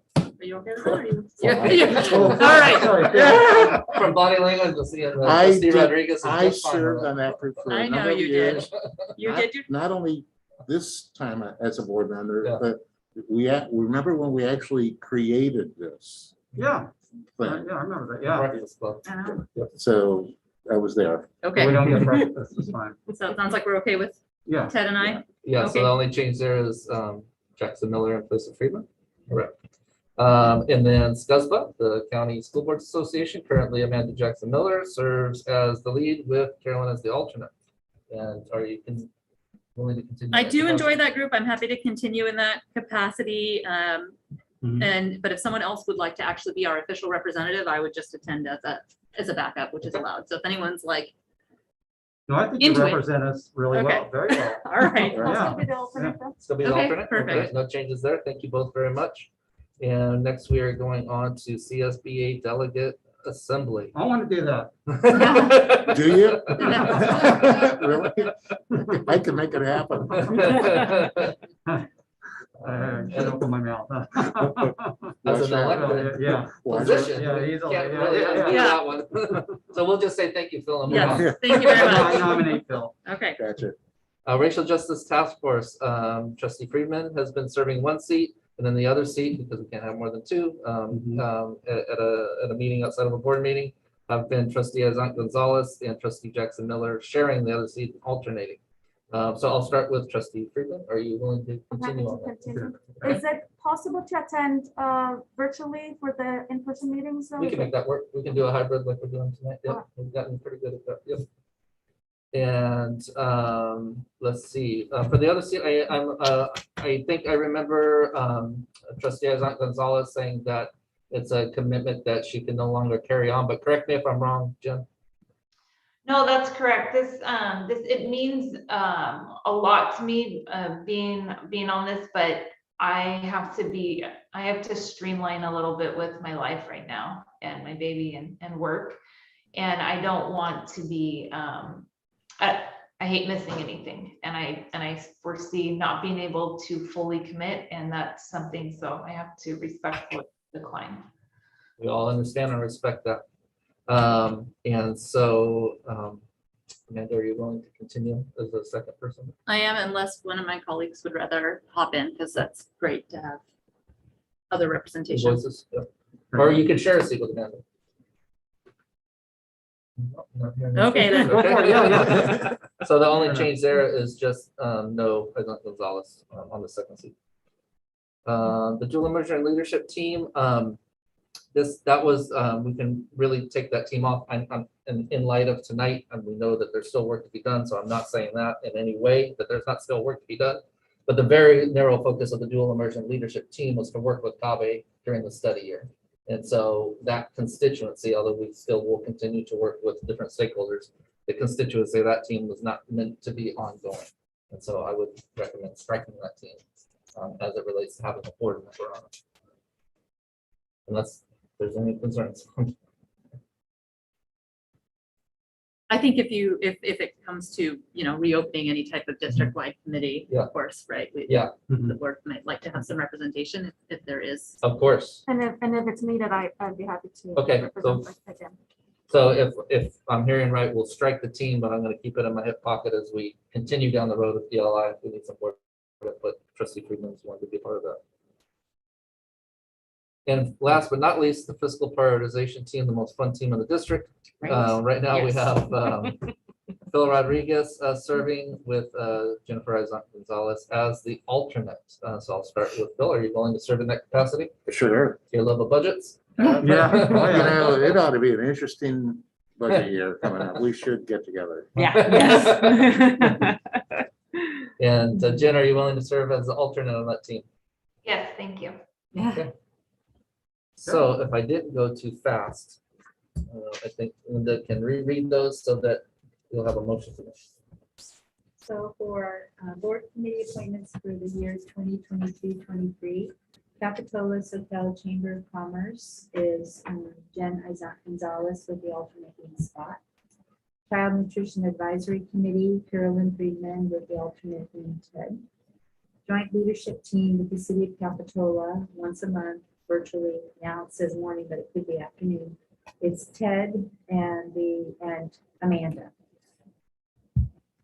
If we bring back the dual language immersion task force, then Carolyn Friedman will be on that one. Fiscal prioritization team remains as is Phil Rodriguez and Jennifer Gonzalez. Racial Justice Task Force Committee, Carolyn Friedman, and the alternate is Amanda Jackson. SUESD It's not an alternate. They both have a seat on the team, just FYI. under the racial justice. Yeah, did they? No Yeah, alternate. yeah. All right. SUESD is Amanda and Carolyn, and the CSBA Delegate Assembly continues to be Phil Rodriguez. And then we'd like to add to the January agenda as an agenda item, Climate Adaptation Committee Task Force. Great. And then straight the DLI. Right. So hearing all of those updates, do I have a motion to approve the board committee appointments for 2022? Got a motion? Do a second? Second, all in favor? Aye. Aye. Thank you all Thank for you. serving on those committees. We Thank really you. appreciate it. Scott, thank you, Linda. Want to move around before we do standing I report? think we have one We gotta- more, right? Right. We'll do Oh, calendar, the okay. dates for the calendar. Yeah. Thank you. All right, so next item is considering approval of our board meeting calendar dates for 22-23. And in the memo, you have current school year dates to kind of get some context. And the new dates there are proposed, very, very similar, with the norm being twice a month, first and third Wednesdays, but with some exceptions around holidays and such. If there's any questions. No questions from me? Questions from the board? No? We have a motion? I'll make the motion. I'll second. Anything from the audience? All right, all in favor? Aye. Aye. You? That would be the musical chairs. Now we can switch around and then do our standing reports. Thank you for your patience. We're getting there soon. You okay? All right, thanks. Brenda, what is the order for after? Let's see. You should just be here because I kept it warm. Caroline just sit in the warm seat, yeah. Stay there from Jeff's house. Yeah. Here, so. Oh. Like, Wherever you want to be. Otherwise- Oh, yeah, you could have stayed there. But I guess it would go. I consider that, yeah. But I don't have, I have one less seat because I didn't. Oh, yeah, So- right. So skip the second seat, because that would be Jen, right? Well, not skip it, but like Yeah, so skip the then- person who would be there. So, Here or usually, does Phil want to step up? yeah, so Phil would be in that seat, yes, for tonight. Okay. Yeah. No. That must be Ted's. Yeah, it would be. Well, Jen, technically. Usually it would be there's no Jen. Tonight it's gonna be Phil. So it would be Phil, yeah. And then Carolyn and then Ted. Oh, okay, so you're right there. Do I stay here? Going No, right you here. go up next. We'll swap with Ted. You go up next to me. on that. Perfect. Wait, Well, that's no, fine. no. Technically, you should swap with Ted if you want to stay there for I'm tonight. missing a seat, so. I'll just stay. Okay. We know where you're supposed to be. Pretend to be me. Talk budget. Good night. Good night.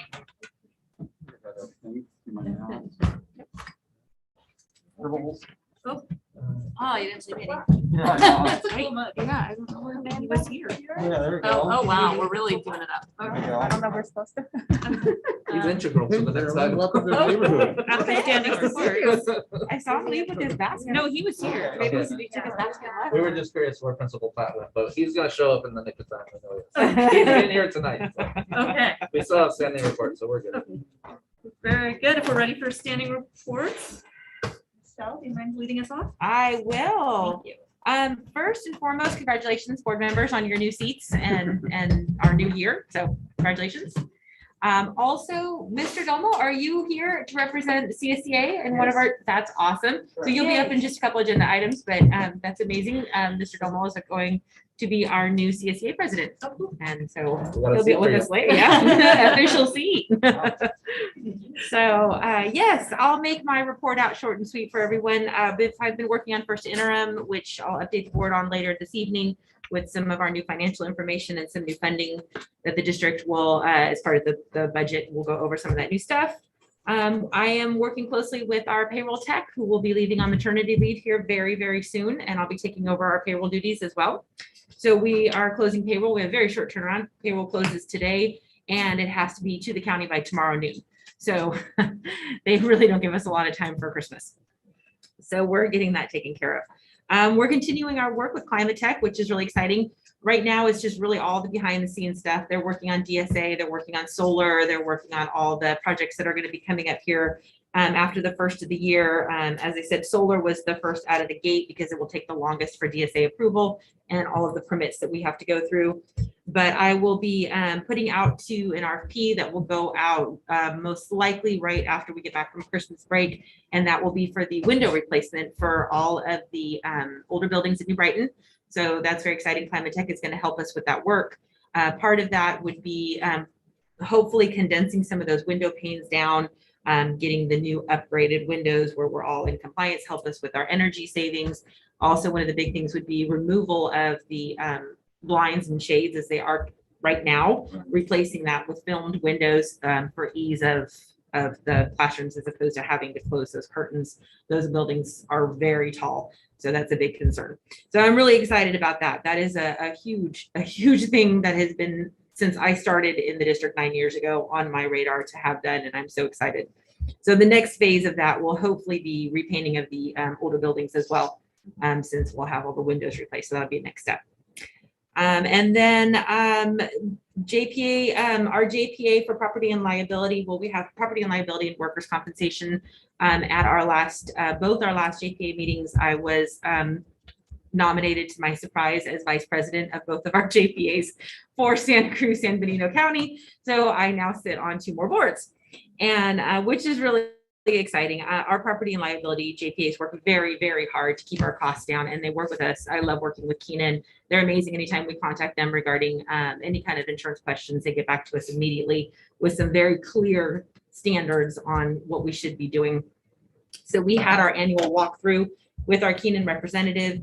I'll be able to give a report out to the board after the holidays once we get our official report, but we had an initial sit down and everything went well. We only had a couple of items that were of concern. Most everything else were very low grade items that we're working on.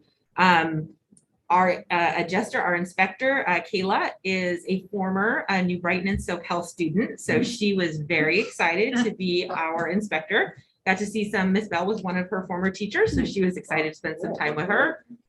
She now lives in Ben Lomond, and she just had her second baby. So just kind of a update to the board of a former student who is super excited about working here. So anyway, so that went really great. And I'm just so happy with our sites. You know, one of the things she did say, which is very, I took to heart about the, oh goodness, I forgot what they called them, the door.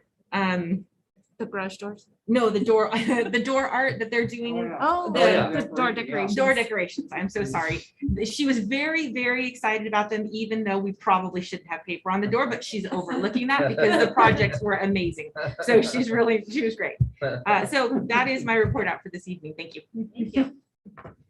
All right, well, I'm happy to report to the board that the ESSER 3 plan that we wrote and submitted to the board, I think 2 months ago, went through the county review, and they are recommending it for approval with the county. So yay, and no substantive notes. So I mean, as you know, all of our lives now are accountability plans and accountability plans and accountability plans. Never a reason I became an educator, but certainly something I'm becoming much better at.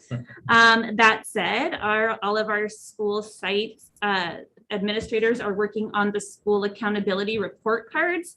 And those will actually come to the board in, I think, at the next meeting. But it was really an interesting year for those SARC reports this year because we didn't have CASP data over the past 2 years. We had to do some local data, and our district map was the data that we were collecting.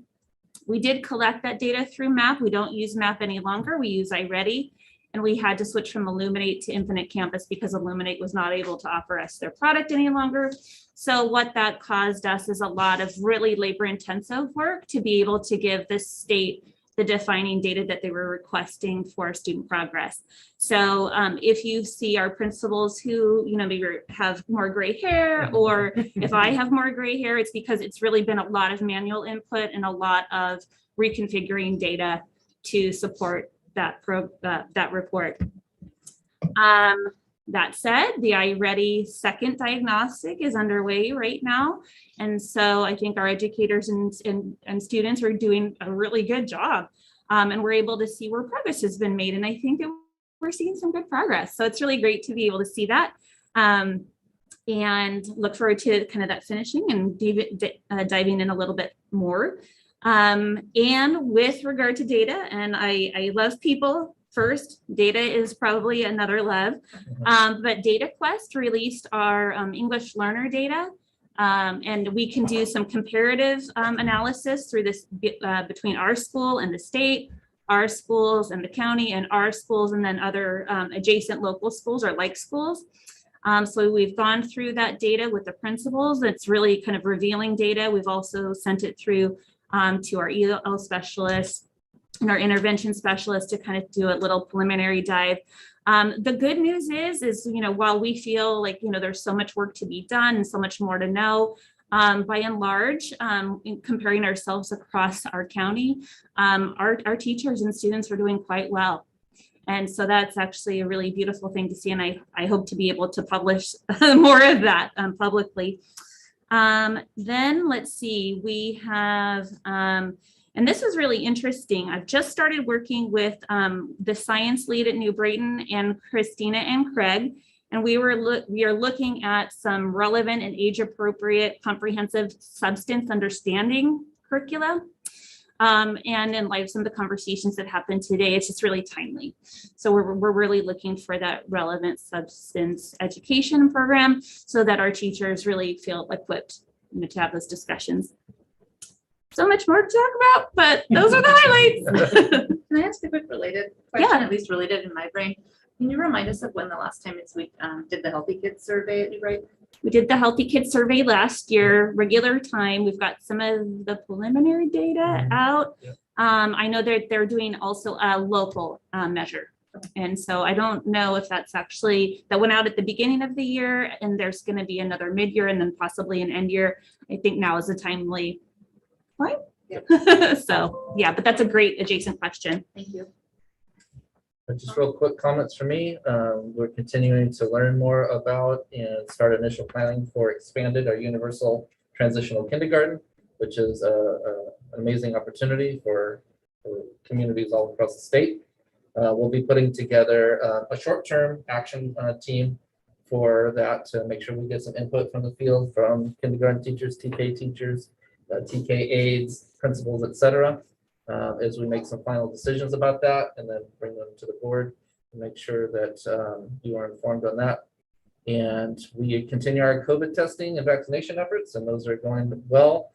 Of course, across the state and county, there's been an uptick lately. We've experienced some of that, but not to the extreme that there has been in other areas. So I just encourage everybody, anybody watching, staff, students, parents, everybody, please continue to be vigilant over the break so that we don't see one of those post-break spikes, and we continue to be able to have the good health that we've been having overall, and happy holidays. All right, so we're move on to items from CSEA. So thank you both for sticking it out with us, and welcome, Mr. Domo, and floor is yours. Great. My name is Enrique Domo. Been elected to be the president of the CSEA. Looks like we're going to be having the basic negotiations sometime after January 12th. I will be having a meeting with our members tomorrow at 6 p.m. So I will be able to fill you in on the next meeting. What good things they have to say about the whole district or what concerns they have as well. I have been speaking to some members in the district, and they have said some good things. I mean, there's a lot of people that work here that are happy to work with the kids they have great stories. Mrs. Son, the Senator's Garden, I walked in there and I asked her, "Hey, why are you working here?" She said, "You know what?" She told me the student comes up to her, usually gives them free snacks, Sorry if I threw it in the bus. But, and one day she came in before Thanksgiving, student, and she says, "Oh, do you want something?" And he said, "No, I just wanted to say have a good Thanksgiving." She walked out. She said, "You almost touched the heart." So there are a lot of good things that are going on in this district. I'm happy to be here with my new gig as a work in the maintenance transportation department. Yeah. I also kind of help out with back to school. As camp supervisor, I do help out with Senator's Gardens as well. I'm blessed to be here. I love being here. Thank you all. Congratulations on the new position. Yeah, thank you. And just for the board's background for Mr. Domo, he was with New Brighton as their campus supervisor. He is also the athletic director for New Brighton, which we greatly appreciate. And I do love to hear that cannon go off outside my back window. Thank you. And he, yes, has recently taken a position as one of our new bus drivers in transportation. So he's starting his new journey and learning that. And so we appreciate that and you joining the DO team. And so it's really fantastic that he's able to continue to support our school sites as needed with some of his downtime and his driving. So we're very appreciative to have Mr. Domo and all his skill set with us. I got to piggyback on the athletics part because there was a lot of concerns, like when we talked to superintendents about all the rules about indoor sports. Because it can just be, a real transmissions ground if it's not done right. And the little issue about whether referees are keeping their masks on and everything. And so I went to watch the basketball game the other day. Not only was the team playing great, but everybody had their masks on. Students who were allowed to have them down while they're on the court did, but referees, everybody in the stands. So thank you for being so vigilant about that. Thank you. Thank you for allowing us to bring indoor sports back. Yeah. Okay, ready for SEA? Yeah, Thank you. I'm Rebecca Boyd. I'm a teacher at SoCal Elementary, and I'm here to read a letter from Warren Barrett, the SEA president. So the SEA held our December general meeting on Monday, December 6th. Amongst other things, we discussed an MOU for an extension to the evaluation schedule, bargaining priorities, and the equity action plan. Members from Soquel Elementary talked about their concerns regarding the rollout of the new language immersion program at that school and their desire to have more input on that plan. The Brighton members spoke about their concerns for school safety and security. After that, we were joined by Scott and Michelle for the second portion of the meeting, and we greatly appreciate their willingness to attend this forum and engage in productive discourse. We asked Scott questions about the current work that's being done with the new language immersion program. We also discussed the staff concerns regarding safety and supervision at New Brighton, and he discussed some of the ways that we are currently trying to meet this need. We also asked about the status of the Racial Justice Task Force Equity Action Plan, and we look forward to seeing that plan approved by the SUESD board soon. On December 8th, the SCA bargaining team met for another round of negotiations with the SUESD team. SCA made a proposal regarding class sizes, and SUESD made a counter proposal regarding student services and IEPs. We appreciate the constructive nature of these sessions and look forward to our next session in early February. Finally, SCA stands in solidarity with our colleagues who came here tonight to make public statements. We know that student and staff safety at the Brighton and a smooth rollout of the DLI program at Soquel Elementary are in everybody's interest, and we urge our leaders to listen to those messages. Take the heart. Thank you. Thank you so much. Thank you for serving on the Racial Justice Task Force. That's right. Thank you. Okay, on to items from trustees. Are we okay with going down the line the way the four? Bill, are you Sure. okay to get us started? Thank you. So I attended the California Voting Rights Act presentation on Monday evening. Thank you, Scott, for putting those on. And I see that the website has been updated, so that's a quick response. So thank you. I attended the CSBA conference and I know there's an item about that, so. Very good. I'll let Clyde go ahead. I'm just looking at my diary, Okay. see where I've been for the last 2 weeks, and we did have the joint leadership, right? It's tomorrow. No, but before. Oh, yeah. We spoke about it already. I know, yeah. I'll try to think of the flow Yeah, for our meeting okay. to that, yeah. So. With the dates, well, I'm just gonna, one of the topics that we have discussed is a grant, it's the grant, a state grant that the city Parks and Rec can apply for. And then, which could be for a soccer field in partnership with the district. So that's something that we have talked about. And I suggest anybody interested in the public to actually voice the grant with the city council. Because it has to be a Parks and Rec district, city or county to apply for this grant. And it's a state grant, and I forgot what proposition it is. But then the city can partner with the district, in other words, having a field put in on school grounds. So that has been discussed, and maybe tomorrow or tomorrow at the Joint Leadership Committee, that could come up. I won't be there tomorrow, but that is something that maybe could touch base about. I would ask if you might suggest to them that perhaps a 7-Eleven committee should be set up for that. A what? A 7-Eleven committee, so it's a committee that looks at the use of the property. Okay, that's called 7-Eleven. Yeah, that's got another name, but it's called 7-Eleven because it should have between 7 and 11 members. Oh. Oh, okay. So everybody calls it a 7-Eleven committee. Okay. But yeah, that partnering up on grants is a good idea. Proposition 68, I think is it? Before you apply for a grant, though, you have to kind of know where it's going. Right. You got a big field right here. All right. Scott, you may want to reconsider, consider Yeah. rescheduling that meeting because I can't make it either. Okay. And so Well, then, with the transition, it would make sense. So yeah, I was on the same page with it. So I'll get something out to all the new members and we'll get something on the calendar. Thank you. Okay. Jen, did you have anything you wanted to report out? I have nothing to report out. Thank you. Okay. First, I want to thank Ted and Carolyn for serving as our fearless leaders the last couple of years. It was not, yes, seriously, not an easy time to be in Carolyn these. for kicking me under the table. Not an easy time to be in these seats. No, I And appreciate Carolyn. I'm sorry. Yeah. Go ahead. Yep. Let me appreciate Sorry, you. sorry. This was not an easy time and you like got into the Zoom thing so quickly. You were so great on Zoom and in person and your sense of humor and like being totally student centered and keeping us on track, but also with the right balance of levity was totally appreciated. So thank you. Thank you. Thank you. And thank you, Carolyn.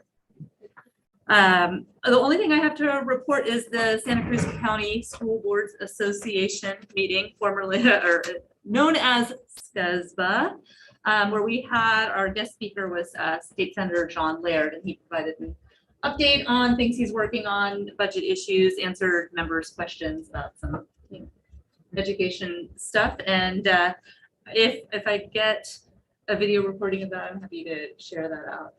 But it was mostly just a really informal Q&A. And that's it on reports out. We're ready for our first presentation item. So on to item 9A, right in the nick of time. My honor to introduce Principal Ronnie Clapp from Main Street Elementary. I think this is, what year is this for you, Mr. Clapp? This is 4. 4 years. Wow. Unless you count like this year at like 6. 5 years. Somewhere between 4 and 10 years, Ronnie has been here. And got great things going on over Main Street. 71. Tell us about them. I was happy to see you represented, but it was good. Thank you for having me. I'm gonna do my best to get energized here. Wednesday fall training night. Main Street Elementary School, State of the Union in a sense, right? So I'll make it brief and painless as possible for everybody. I'm gonna stay here, I guess, so you can hear with the microphone and stuff for everyone at home. So we're gonna be looking at 3 areas tonight for Main Street School where learning, first and foremost, especially moving out of distance learning and looking at the unfinished learning of our students during that time, that about 18 months approximately. SEL and how we're approaching it still, even though we don't have Wendy Barron and Suzanne Denham leading the way as much anymore. We are still moving forward with that. And then culture and community, how we're continuing to build with the growth mindset and partnership with our homeschool club and our school site councils and different committees that I meet with and the students. So we're learning at school. It's been very trying. I will say this has been the hardest year to date as an educator for the last 20 years. And in any way, shape, or form, it's definitely been the hardest year. And there's no pinpointing why. I think it's just we're kind of still rolling with the changes. And the changes mean redoing things and still trying to keep that high level approach for our students, with students' best interests. So with that said, we brought in a platform, iReady, which I love. I think it's really developmentally appropriate. So compared to when we were using the MAP and WA growth models, iReady is really geared towards students and interacting with them. It's giving us some really good data. Included that with the F&P assessments, it's starting to drive our data. And so we're starting to look at data so that we can disseminate where the students are, what they're using but confusing, so to speak. And using ongoing formative assessment so that we know where students are at any given moment. coupled with the district and site PD days. Out of one of our district PD days that Jessica helped basically formulate the agenda, and then we kind of took it on our own per site to kind of bring that day up, and it was kind of like a healing day for us as a site. It was nice. It was one of the first times that we met as a certificated staff. And what came out of that was a formation of 3 specific collaborative groups. And these are voluntary groups that our teachers are putting time into during our Fridays when we can collaborate as a site. The 3 groups that we're going to be looking at are math. We're going to be looking at scope and sequence and pacing, which we had guides developed about 3 or 4 years ago. Thank you, Jessica. 4 years ago, and then ELA, of course. What we're looking for is in the K2 area, looking at those consistent foundational skills, phonics, do they know their alphabets, phonemic awareness, intervention programs that look at that.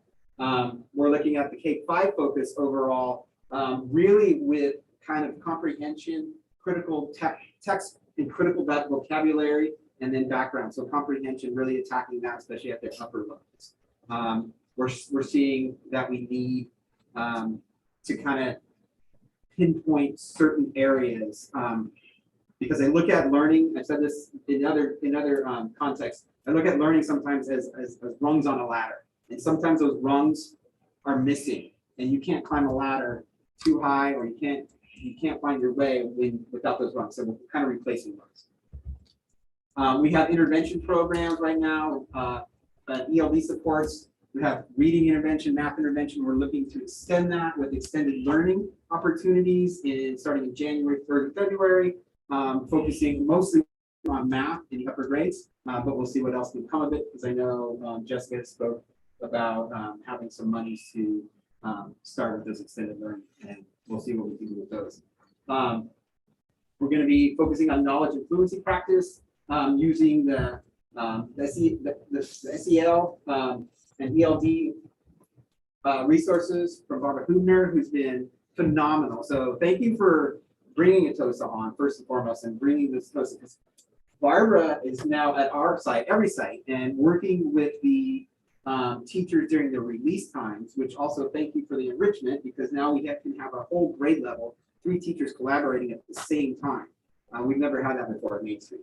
So, but really focusing on bringing ELD into the classroom and focusing as a whole class. So it's not just for your English language learners, it's actually for every learner, and every learner can learn well with these practices.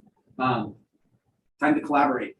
That's the enrichment. The enrichment rotations that we have now at all 3 sites have just been eye-opening for our teachers at Main Street. We never had that time before, where all teachers in a grade level can collaborate at the same time during the day. So thank you, district, for taking those funds and allowing us to have them. And then first and foremost, we can get really lofty with our ideas, especially when we form committees. But I had to bring it back down, because we need to leverage the curriculum that we have currently at here. So how do we do that, and how do we approach this unfinished learning from there? That's what we'll find out as we keep going down the road. I think we're doing a great job at Main Street. I think we've come together collectively as a team. I'm excited to be there, and I think the staff is actually excited to be there right now. Social emotional learning. I think we heard a little bit about that earlier. I do believe we are doing social emotional learning. Do we have room to grow? Yes. Do we need to keep it at the forefront? Yes, especially what we're coming out of. We had a full-time counselor at Main Street, and now we are piecing it together because of some things that happened within the district, and a counselor left. I would like to see a full-time counselor like everyone would, but I understand the limitations around that right now and where we're at. We're using ruler tools in every classroom. Every classroom has charters. We're using restorative practices within the classroom, within unstructured times during recess, instead of punitive ways of approaching behavior. We want students learning from it. The counseling department is doing a great job with the universal screener and pinpointing students that need peer relational groups, trauma type stuff, individual, and then going into classrooms and actually speaking as a whole class as well. So the counseling team is still working very hard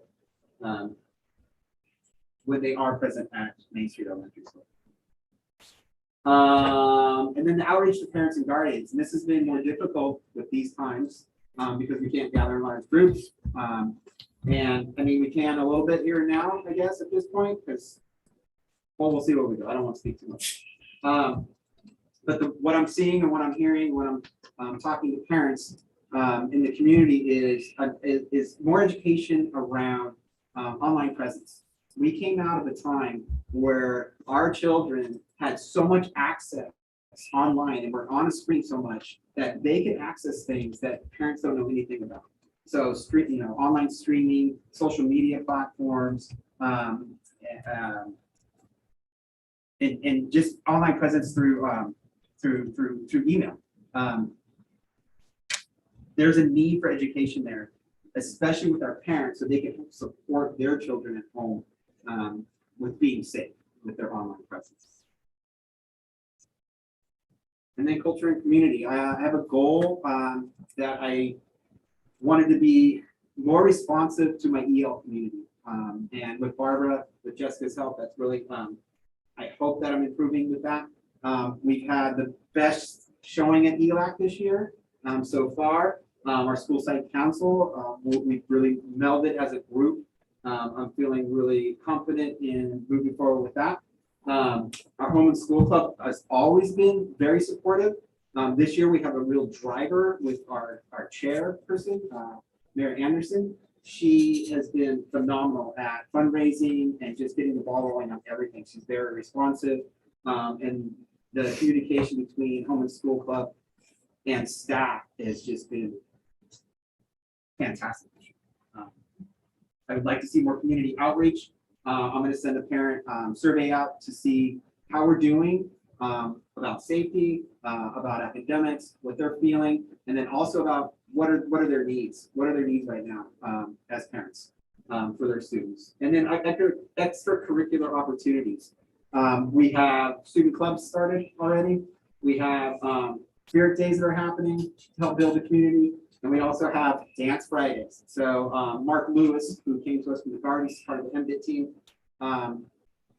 he pulls a speaker out every Friday, and we get music going. So every recess, the kids are dancing out there at recess. So it's really cool to see that, because it just kind of frees up the normal activities of ball wall and structures and all that stuff, and they can kind of just be free and have fun. So. That's it. If you're still awake, thank you. Questions, comments, or whatever. Team, questions? I have one. On your learning at school slide, under knowledge and fluency, what does SEAL stand for? It's social, emotional, academic learning. Oh, okay. Yeah. Okay, say more about the extended learning in math. Is that after school? or- Yeah, extended learning would be after school or before school. But yeah, it would be offered to a select group of students targeted. I already have 2 teachers that said that they would be interested in doing it. Heather Spring and Katie Shane, and both phenomenal math teachers. Is that every day? or- In the past, I think we did it 3 days a week. But I would have to work. It all depends on funding, right? We just to let the board know, and I think it's important that the board know, is that it is part of the Extended Learning Opportunities Fund grant. And we actually have quite a lot of money. And so what I've done is talk to all of the principals about what works for your school. Do you have teachers that are interested, certificated or classified? What kinds of things do you want to do? We do have a lot of funding for it. We were very fortunate as a district to get that grant.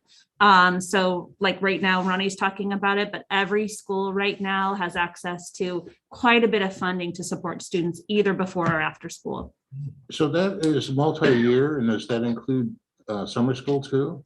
Yes. Okay. Yes, and we are already starting to talk about what summer school might look like. 2024 Yeah, is okay. the expires. Right. Yeah. I thought it was multiple years, yeah. Any other questions? comments? Well, I have a fun question. Yeah. So the recess dance. Uh-huh. Do you ever, yeah, I know, it sounds like fun to me. Do you notice any changes with the mood meter? That's a good question. I'm gonna look at that now because Okay. I'll go back in and a lot of teachers will kind of have like a downtime and come back in, check in with yourself, put Mhm. yourself back on the movie or after a recess. So it's a good question. I I don't feel have an better answer for after it, a but I'm dance. curious now. Yeah. Nice. Thank you. I don't have any questions. I don't know if Jen, do you have anything you wanted to ask? Or No, thank you, Principal Platt. anything? You're Rebecca, welcome. did you have? She's not really here. Rebecca, did you have a Are you question? guys gonna do the barbecue again this year? Oh. Yeah, the Fun Fest, we would like to do it, but the logistics of having that many people so Yeah. far. Because I mean, we bring in like probably 300 people. Yeah, I show up sometimes. So yes, we would like to. I don't know if we're there yet. Okay, well, good luck. Ronnie, I don't have a question. I just want to say thank you because it's great that, we're such a unified district. Yeah, All yeah. the schools, and to hear about the same kinds of things that are happening at Main Street. Warms my heart. Yeah, that's right. All right, I guess I'll give this back to George and. I'm gonna assume we don't have I'm gonna anything go from home the now. public. Nothing on text. No. Well, yeah, we do have an email. Oh, Yeah. I love that Main Street has made Friday recess a time to dance, keeping an approach from an SEL perspective will have a great impact on the good memories we are giving our kiddos. Great job, Annie Duncan. Wanted to say it right. Yeah. Yes. Thank you, Annie. Thank you. All right. Thank you, Thank you, Mr. Ronnie. Thank you very much for Platt. bearing with our late evening. Yeah. We appreciate you. You didn't ride your bike, did you? No, Okay. it was supposed to be pouring rain. so- Is it, but it's raining now, isn't it? Or did Yeah, I it got let a up? car. I have a party. Oh, you have a car today. Oh, there you go. I'm glad I have a frog on your way out. Yeah, the frog was helping you in the Yeah, presentation. Wait, no, don't Yeah, I you, know, that's yeah. Jeremiah. Jeremiah, he comes to us every day and sings. Well, You can't take him. Jeremiah liked your presentation. Very cool. Thank you, thank you.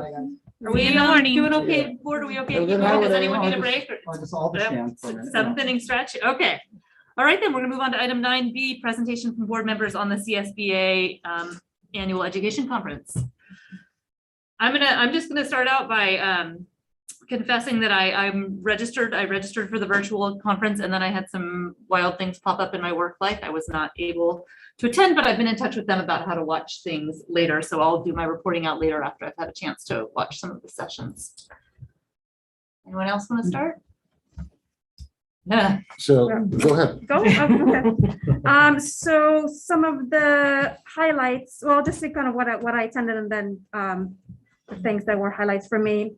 There was sessions on social emotional learning, sessions on legal issues, a student panel that was very interesting at high schoolers, but it was nice to see a student perspective. Pure politics about just exploring the impact of the new budget and new laws on education. The two that I really enjoyed the most were one of the keynote speakers, Professor Victor Rios, who's a professor at UCSB, and he to start off talking about his difficult childhood, and he was a school dropout, and then he went on to obviously achieve great things. And he talked about a program that a research-based program for what he calls at promise students. And so that was very interesting and just inspirational. Two things he said that were kind of key takeaways for me were that when you're trying to implement changes, not to try to do a 180 degree just change for everyone, but just focus on 10% shifts, and obviously continue to do those 10% shifts, but just kind of start with small changes that people can commit to and not burn out. I thought that was good for kind of what we're envisioning for our district. And then another concept that he discussed was a Spanish word that's cariño, that is basically translated to caring. He says caring plus, and that it's just more than caring. And it just, it resonates well with a lot of the Latino populations that he works with. and how he kind of uses that concept in his programs. I thought that was nice. Another presentation was about improving student achievement without additional funding. And they presented on research-based things that we could do as a board to help in that area. And what I like was that they have a list of 20 strategies. And I thought it might be perhaps useful to take a look at that, maybe even incorporate it to our board evaluation, and just to see, do we do this? Do we not do it? Are we somewhere in between? That could just be part of it. Perhaps if we wanted to explore that, I thought it was good that it was all based on research and there's documents that kind of cite the studies, and so that was good. That's it for me. Okay. Thank you. Okay, I can go. Thank you. Okay, So Oh, here we I go. actually have two parts. So I go earlier and I participated in the delegate assembly. So I'll make that one quick. I shared with the board live action, the discussion over bylaws. I'm not going to talk about it here because it's bylaws. So we leave it to 200 board members to have a tussle over wordsmithing bylaws. We have a parliamentarian that sits on the dais and had to be active on what to do. So there's that. The good thing was the announcement that the CSBA has hired the last two pacers, one for a region at the far north and one for our region. And a pacer is a public affairs and community engagement rep.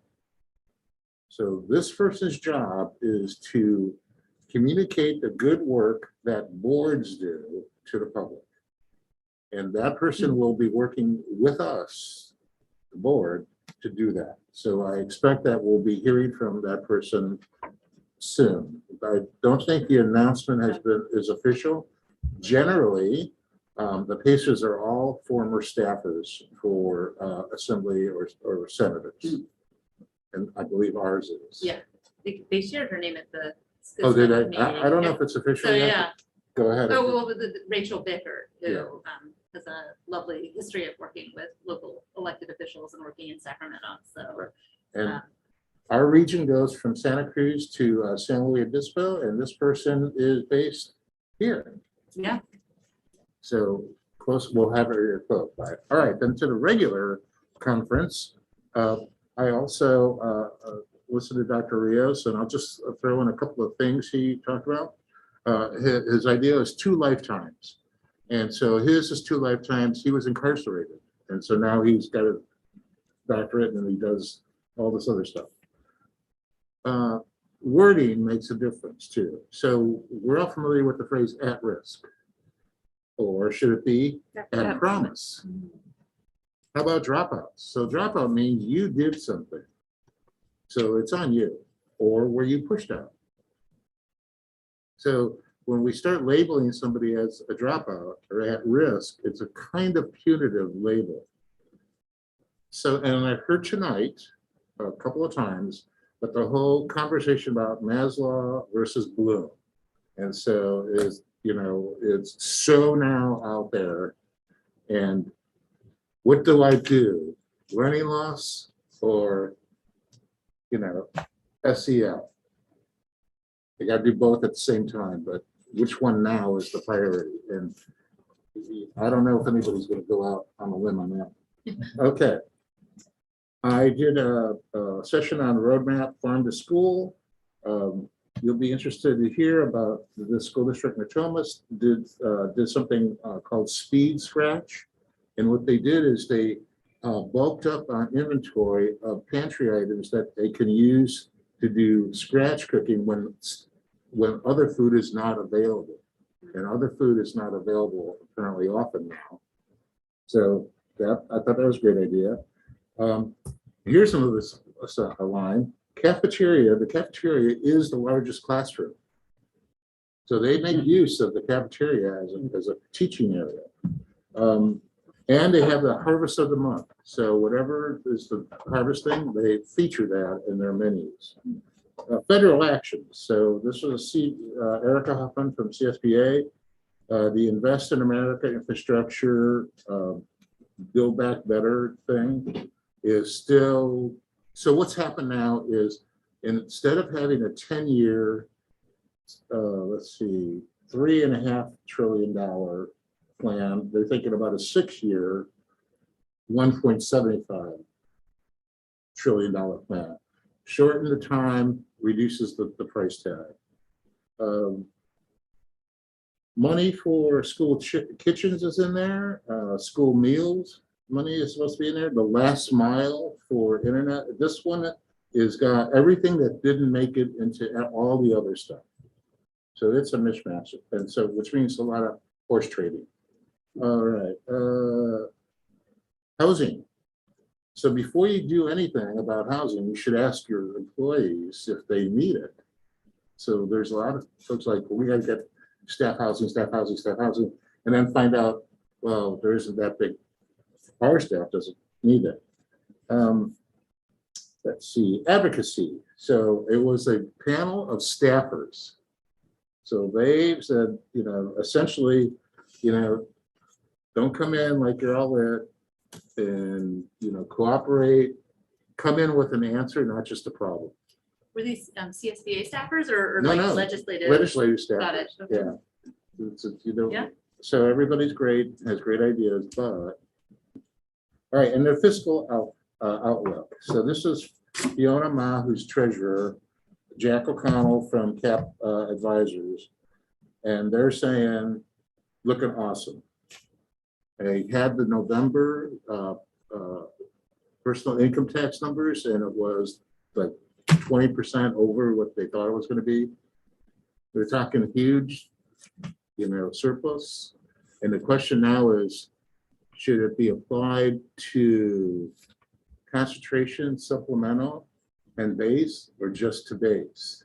And so the discussion is, one school of thought is to just to base, because apparently when it goes to base, there's a calculation that distributes it to concentration and supplemental.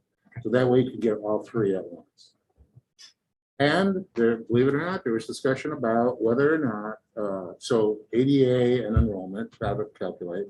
But the other one was underserved students because of the percentage threshold. So what is it, 35% at a site, something, yeah. Rather than, should it be ADA based? So should the funding follow the student rather than there be this cutoff and either it's all or nothing? So there's that discussion going on. But generally though, the state's is going to have a lot of cash and everybody's figuring out how to spend it. And that's it for me. Oh, and it was the 90th annual AEC. Okay. 90, like 90? Wow. Yeah. That seems a lot. Yeah. I'd like to know what those early ones were like. Yeah. Jen, did you have anything to report out? No, I'm in a similar situation to you, Amanda, except that it wasn't this year, but it was last year. Dr. Rios spoke to all of the administrators in Santa Cruz County. So it's really awesome that that he was part of the conference, and yeah, words are very powerful in how you discuss people. So thanks so much for bringing that up, and I look forward to seeing the sessions. I got 3 quick vignettes. So this is the credentials that you get. And, you know, it's your report card and you put it in the little sleeve. If you look at the sleeve, it has a yellow bar across the bottom. And that's on the plastic holder. When I was signing up, I was shown 3 sleeves. Red, yellow, green. Red if you don't want anyone near you. Green if you're for hugs. I took yellow. Oh, interesting. Okay. Wow. Yeah, well, hang on. So look at that. And then I said, and we don't have lanyards. They're sitting on a boat anchored off of Long Beach. Oh, yeah. Okay. And then the phrase that I like is that now that we're coming out of the COVID era, so this is an era. Now done, now done. All right, thank you. Okay, anything from the public, whether here or online on this item? Nothing on text, all in favor? I just wanted to say, I know that Kristen Murphy was one of the principals who also was in Dr. Leo's last couple of years. Really great network too. So, that's great to hear it. Thank you so much.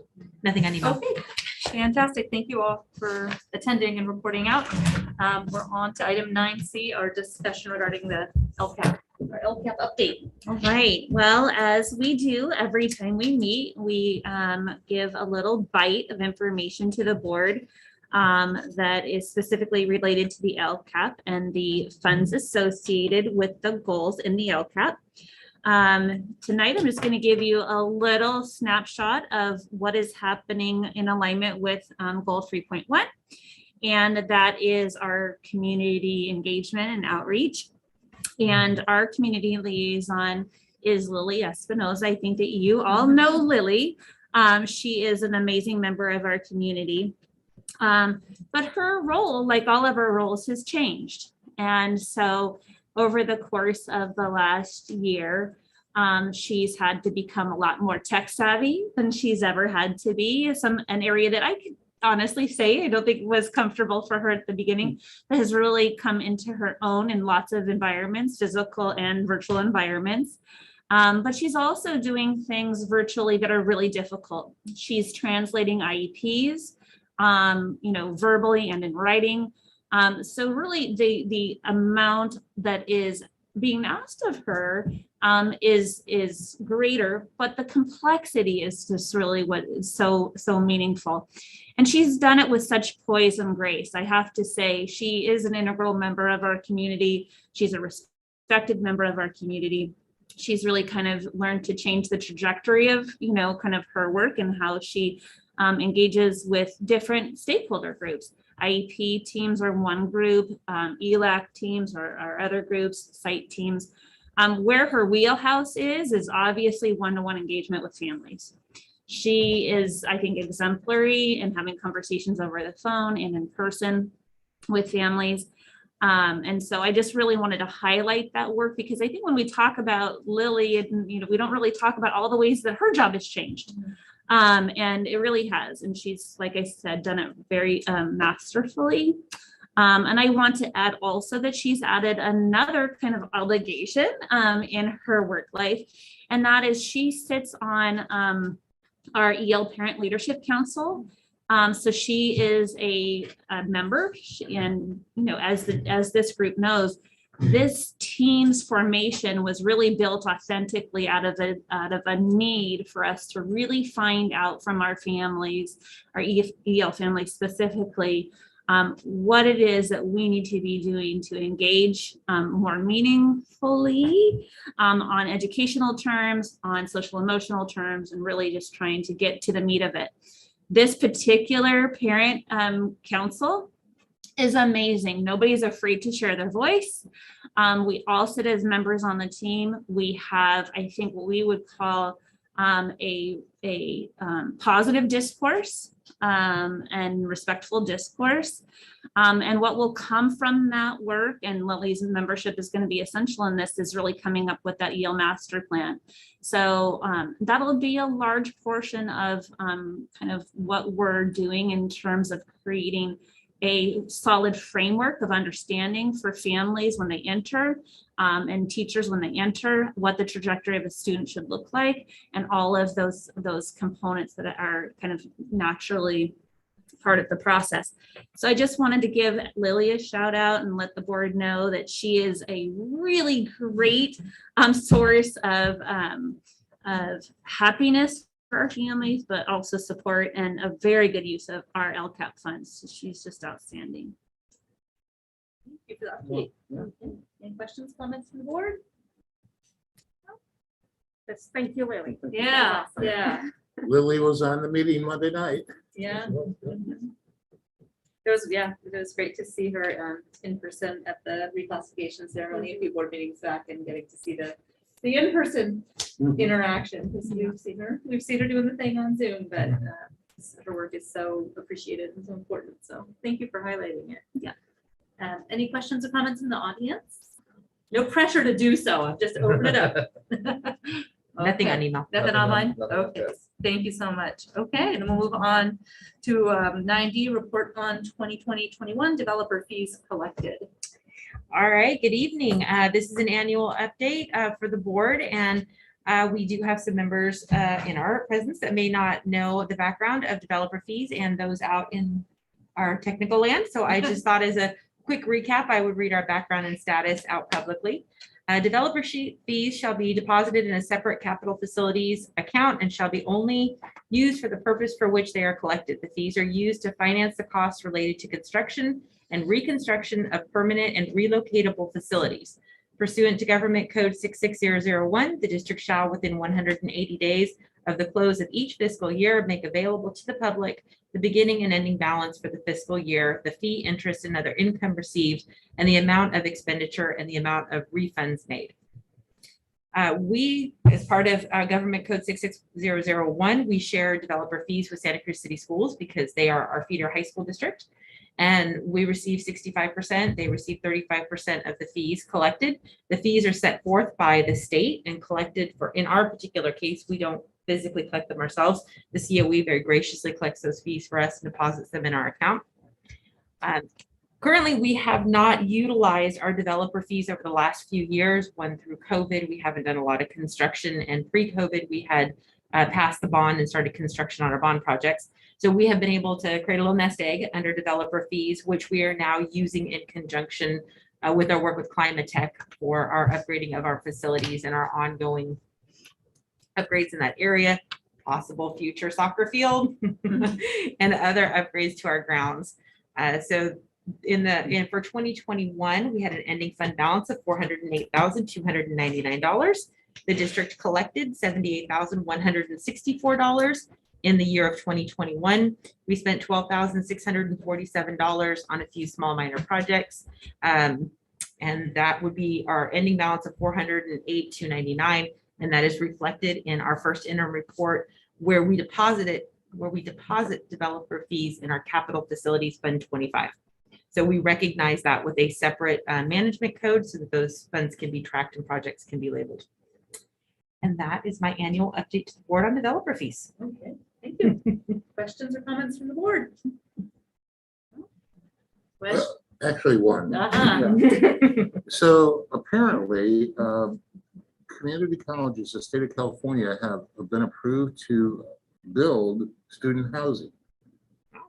That's pretty good. I'm not sure effective when or what, but I looked at our maps and I think Rio is in our district. Correct. Okay, Yeah. that's all I want to know. So therefore, we would get the developer fees, even if it's a. We'd get the ADA. Public, well, the public, okay. Oh, Both on the Yeah. both ends. Yeah, we would collect the ADA for any development. With our demographer study, the demographers in our current projections with the county and the city, because we incorporate both, don't project at this point any large development that would impact our particular school district. Right. So, but with that just being passed, that is. Yeah, who knows? I don't know. Yeah, with Cabrillo. Yeah, I gotta find out if that's for real or not. That was. We'll keep an eye out for that. Any comments from the audience, either in person or online? nothing on text. Okay, Nothing on email. okay, thank you. Then we're gonna move on to our item 9E, information item about election of board members. Excellent. So as the board well knows, we've been traveling down the road of moving from at-large elections to trustee area elections under the purview of the California Voting Rights Act, CVRA. The biggest update since the last board meeting is that we've had two informal map input sessions, as was mentioned earlier. They've been virtual, and while they've been sparsely attended, we got some really good feedback. At this last one, for example, there were some requests for income maps, and you'll now see those on our CVRA website. Yeah, there was a request to kind of highlight one particular slide that was found to be a really good overview. And so thanks to our demographer, we have a really good team. Demographer David Sturts turned it around like immediately. And of course, we have great webmasters here. So in under 24 hours, the requests were made real on our website. So I think the board should feel confident that the input part of this is being taken very seriously and earnestly. And that's thanks to the good team that we have in place. And we have both David Sturts from Cooperative Strategies and Elise from Lozano Smith to talk a little bit more about our next steps. And with that, I am going to turn it over to them. I think first up is David, if I am not incorrect. Yeah, so David, if it's okay, I'm just going to give a quick recap for anyone who may not be aware of the process that we're undergoing right now. So as Superintendent Turnbull mentioned, the district is currently in the process of transitioning from an at-large election system to a by-trustee area election system. So under an at-large election system, board members are elected by voters within the entire district. And in a by-trustee area election, each board member must reside within a designated trustee area and then is elected by voters residing also within that area. So throughout October, the board considered information on the process and potential criteria for drawing the trustee area boundary maps, and as statutorily required, held 2 public hearings on that information. In November, the demographers were able to provide us with sample maps and draft maps, which the board was able to consider. And as Scott mentioned, the community was also able to provide input on, and those have been routinely updated on the district CVRA website.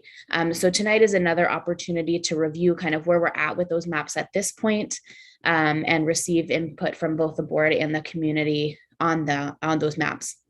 In addition to the draft maps, the district has also posted potential election sequencing schedules. The law requires the district to maintain staggered election schedules. And so those potential sequencing schedules are different options for the board and community to consider adopting alongside the new map. We welcome questions and discussion on those schedules along with questions and discussion on the maps. There will be a broader discussion of those sequencing schedules at the map adoption hearing, because at that point, the board will have selected a final map, and therefore the discussion of the potential sequencing schedules can be more concentrated on the map that was chosen. So with that, I'll hand it over to David to kind of go over the maps that we have thus far and the changes that have been made since our last meeting.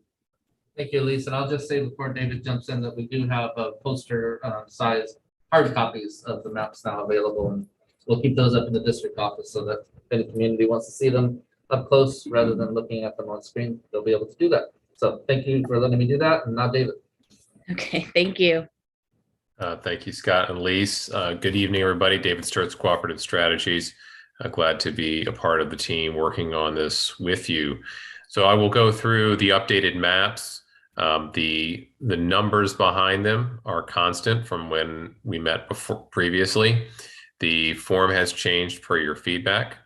We also have some supplemental materials that Superintendent Turnbull mentioned are on your website, and I'm happy to quickly reference those here at the conclusion of the presentation, noting sort of what they highlight and how they can be interpreted and used. So let me just get right into it. This is the section that in the meeting earlier this week, members requested that we highlight on the website. And that's these 7 criteria that really form the bases for creating the different maps, looking at the equal number of total inhabitants as total population is the key metric there, drawing compliance with Federal Voting Rights Act, not unduly, as the terms go, packing or cracking any minority groups or a protected class, compact and contiguous as much as possible, meaning it makes geographic sense. When looking at it from above, it doesn't look like you're drawing squiggly lines in an attempt to gerrymander. That you're respecting communities of interest as much as possible, and we lean on you to help define those outside of what we can see in the census. Following man-made and natural geographic features as much as possible, respecting incumbency if possible, and then other local considerations, school boundaries, school sites, and you all have contributed by suggesting different ways that we can highlight those local geographic points related to your schools to help folks understand the maps. So you've seen this before. This is the overall sort of big picture map of your jurisdiction.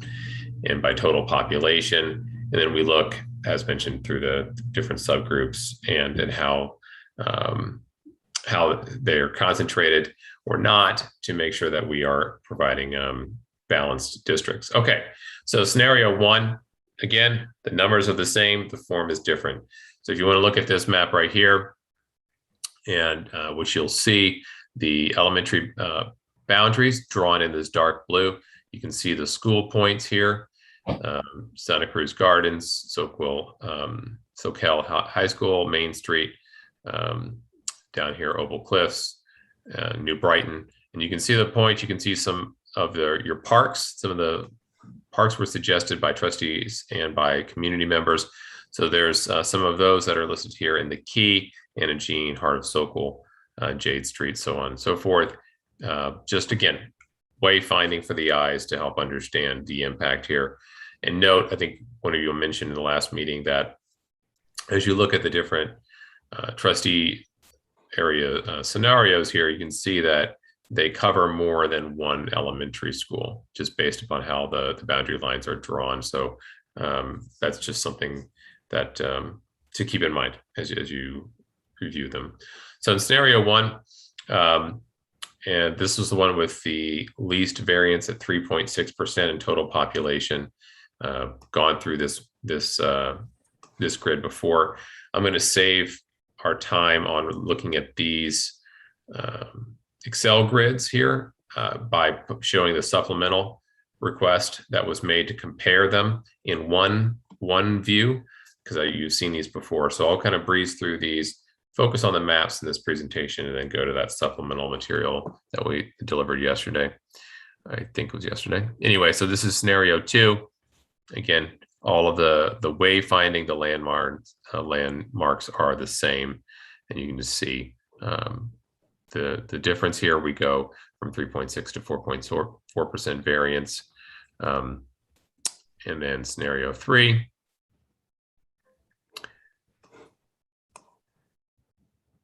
And lastly, scenario four. So again, what I wanted to do was highlight how, excuse me, there we go, how you can compare these side by side.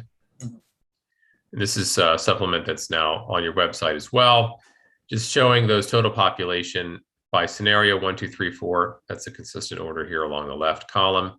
Looking at the total population, the population variances, Hispanic, Latino, white, Black, African American, so on and so forth. Total population, and then the voting age. Again, total population is our denominator that we have to look at. One of the questions that came up was looking at the Hispanic Latino population and the differences in numbers and percentiles of total population represented in each.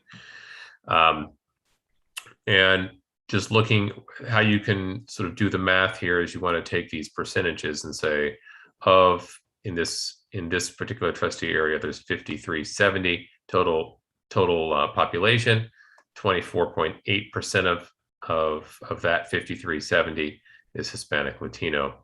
22% of this 5307 is Hispanic Latino. So you can do the math, and I did, and you know, your total differences here between your greatest representation, creating the largest Hispanic block, is in scenario 3, and the difference between scenario 3 and the next largest, which is scenario 2, is just about 55 persons, give or take. And then beyond that, the differences are more substantial. But scenario 2 and scenario 3 are fairly similar in that respect. I know that was a question or a comment that came up a few times, so did the math behind it, and happy to explore any other questions you may have. Additionally, these maps were presented as folks were asking how to look at income. You can look at it per capita and median. It's very, very similar map there. It's basically different color tone, just same data set as for all intents and purposes. But to overlay this with all of the other items on the map would probably be a little too busy to make good sense of, but this still gives you a side-by-side comparison of income relative to the other factors that are being discussed. So with that flyover of the maps, the changes, the supplemental materials, again, happy to dive into any numbers, look at any potential questions that may arise.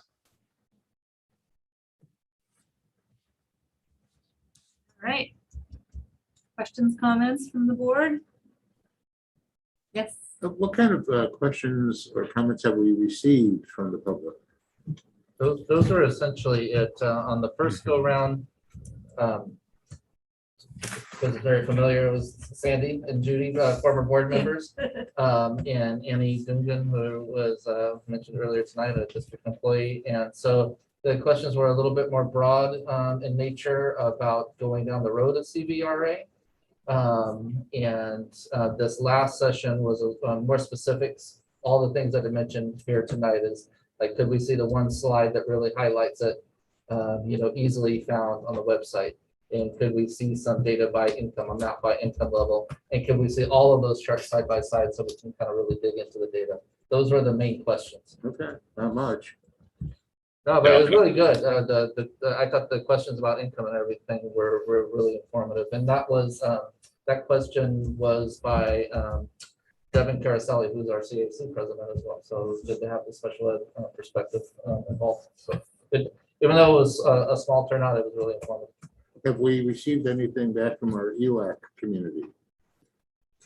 So, I mean, we've invited everybody, but I mean, like, I can tell you the 6 people that have showed up. I just kind of rattled them off. So. Right, and then we, I think we all got an email from another former trustee who's still a district parent as well, and just kind of asked us to consider different types of housing situations where the people live in, right? So trustee areas. I think the idea was have a variety of single family residence versus apartments versus mobile homes, et cetera. So that was something that was emailed to us. Any Somewhat other related maybe to those income maps? Yeah, exactly. Like Yeah, I think so. Any other questions from the board? Okay, so I forgot where we left off with this, but on the maps, I'm area 5. Well, depends on what map. All of them.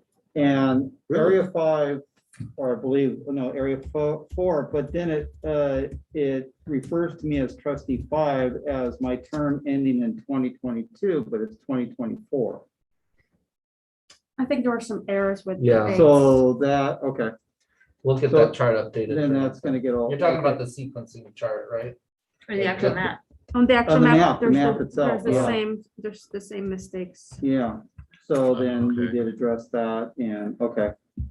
So I think what we need to, for the public, is we need to let them know that there's Yeah. a discrepancy in the sequencing table. Yeah, when we repost it, we'll make sure to do a brief outline of the Okay, changes. That we made. okay. So some of these, if I may, some of these dates here are incorrect. Is that what you're saying? Yes. Yes, the terms, yeah, on the maps. The areas are in the wrong column.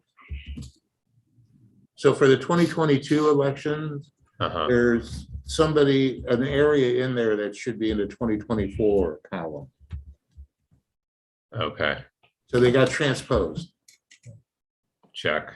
Okay, I'll send all that information to both you and Elise tomorrow. Make sure. thanks, we get, Scott. We'll make those edits. Thank you for that note. Okay, so, okay. I'll double check on that, and that's it. All right. Jen, any questions or comments?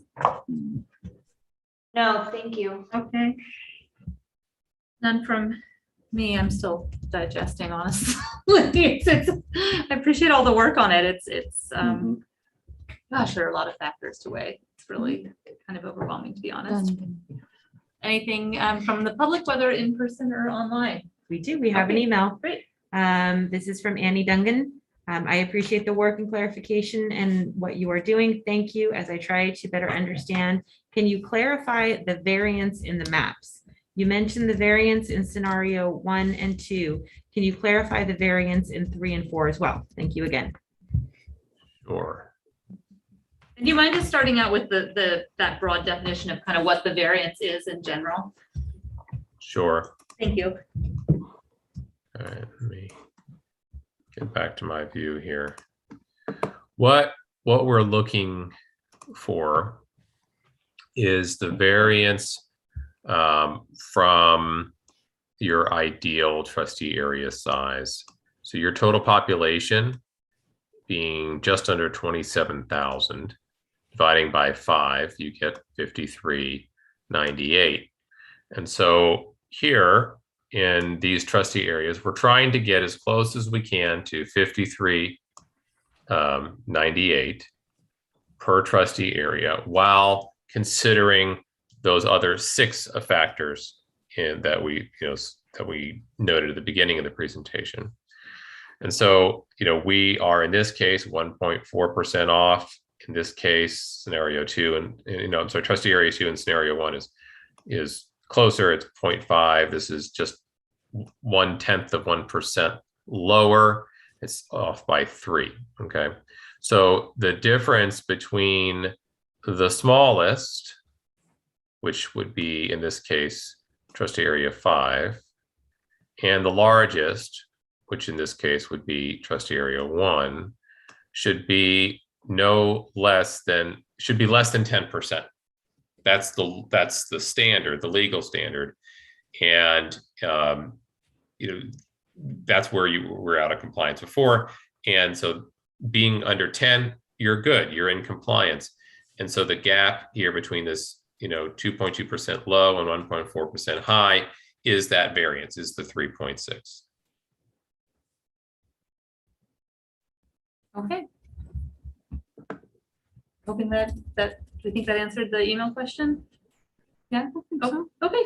Any other questions or comments? Great. Okay, then thank you all, and I think we're ready to move on to the public hearing. Yeah, an ongoing effort to make sure that the public's well informed and has any other input heard and question answered. We have another public hearing regarding the trustee area map process. And so before I ask President to open that up, I'll just see if Elise wanted to add anything to that opening. No, not at this time. I think we can move forward with the public hearing. Thanks, Scott. Okay, great. It is 9:27. Boom, and I'm gonna open up our public hearing in case there's anyone who'd like to comment now. Nothing on email. Nothing on text. Okay, I think we got it all out. Okay, then I'm gonna wait a moment. Okay, thank you. I'm gonna close the public hearing, 9:28. Thank you, Elise and David. Thank Yeah, you. Scott, I'm going to connect with you tomorrow on correcting those sequencing schedules. We can chat about that. Awesome, we'll knock that out. Thank you very Right. much. Thank you. Yeah, good evening. night. Bye. Thank you and good night. Okay, are we okay to power through action items? No one needs a break? Okay, all right, then on to our first action item, continue approving the district's plans for the EEF grant. Great, well, thank you. And the board actually looked at our educator effectiveness funds grant at our previous meeting.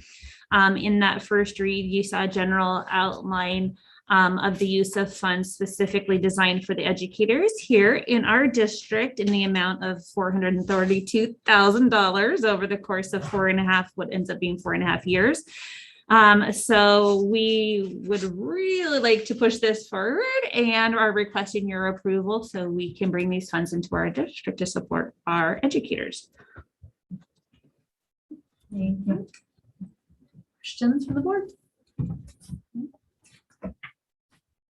All right, any questions from the public? Nothing on text. Nothing on email. Okay, Jen, you good? All right. I'm ready to. All right then. Do I have a motion to I move. approve the plan? Wait, who We got a second? That was Jen. Jen second. Okay, Okay. Bill moved, Jen second. All in favor? Aye. Great. Thank you. Thank you. Okay, 11B, consider approval of the 2021-22 first interim report. That would be me. Yes. Yes. And I'm going to get technical assistance from my fabulous coordinator of IT.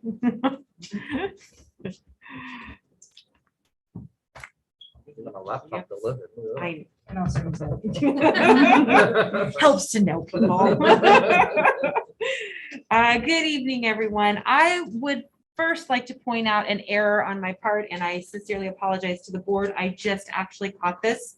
I had many iterations of the memo that was saved in the drive, and I inadvertently did not update the under fiscal impact on page 112 of the docket, where it's highlighted and it says 1,591,357. That should have been changed. I apologize. If you go to page 223 of the docket, that is the multi-year projections. And what should have been in that spot was $2,972,443. No, no. Hold on, I'm still scrolling. That's Okay. It's unacceptable. I'm so sorry. I am so sorry, because these are standard memos and I'm supposed to go in there and update that, and I did not before I posted it. That was completely my fault. So once again, 112 of the docket is the memo. Yes. It has the incorrect amount. Page 223 of the docket, under 2122, highlighted in yellow under ending fund balance, has the correct amount, which is $2,972,043. So I will make sure that that's changed and updated. I know. Okay, so with that, I will present this evening the first interim report.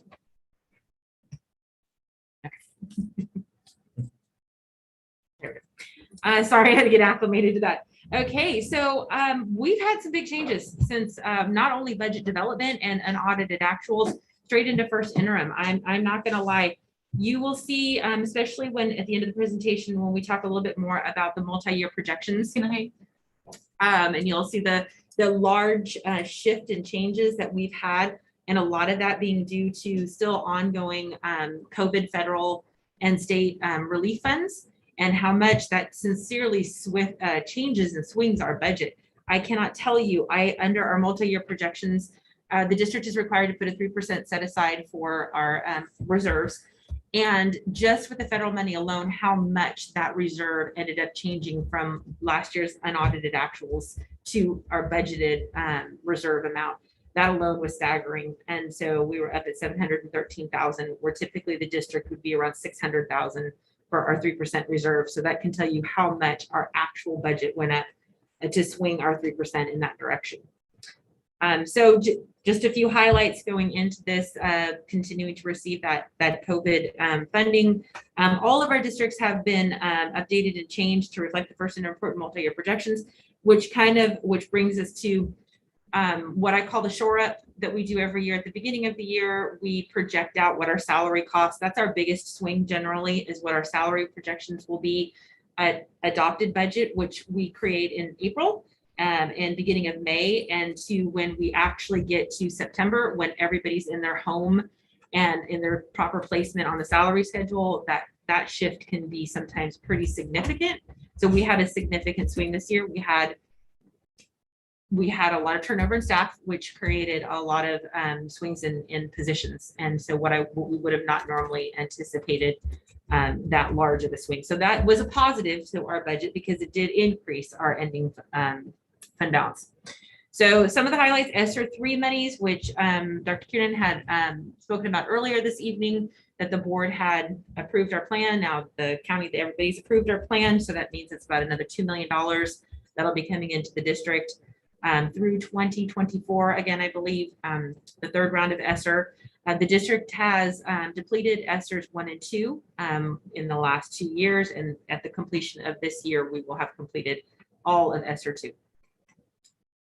All of the funding that we receive from the COVID relief, state and federal, ESSERs 1, 2, and 3, the GEAR, the CRF, ELO, IPI, all of these funds in totality, the district is required to every 3 months report out what we spent, what categories we spent them on, what the proper use of those, and what our projected use for our remaining balances are going to be.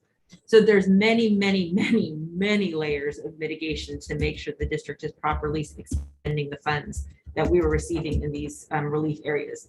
As I've mentioned to the board in past presentations, the largest chunk of our money has gone to upgrading our technology across the district, from staff to our littles. Almost everybody has gotten a new device.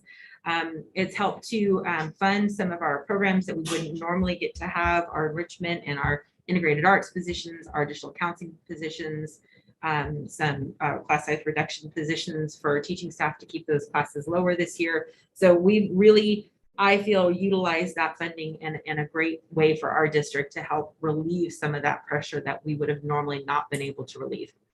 So, so that being said, so the ESSER money will be new. That was put into the budget for first interim. That was not part of our adopted budget. I did not know what our funding level was going to be.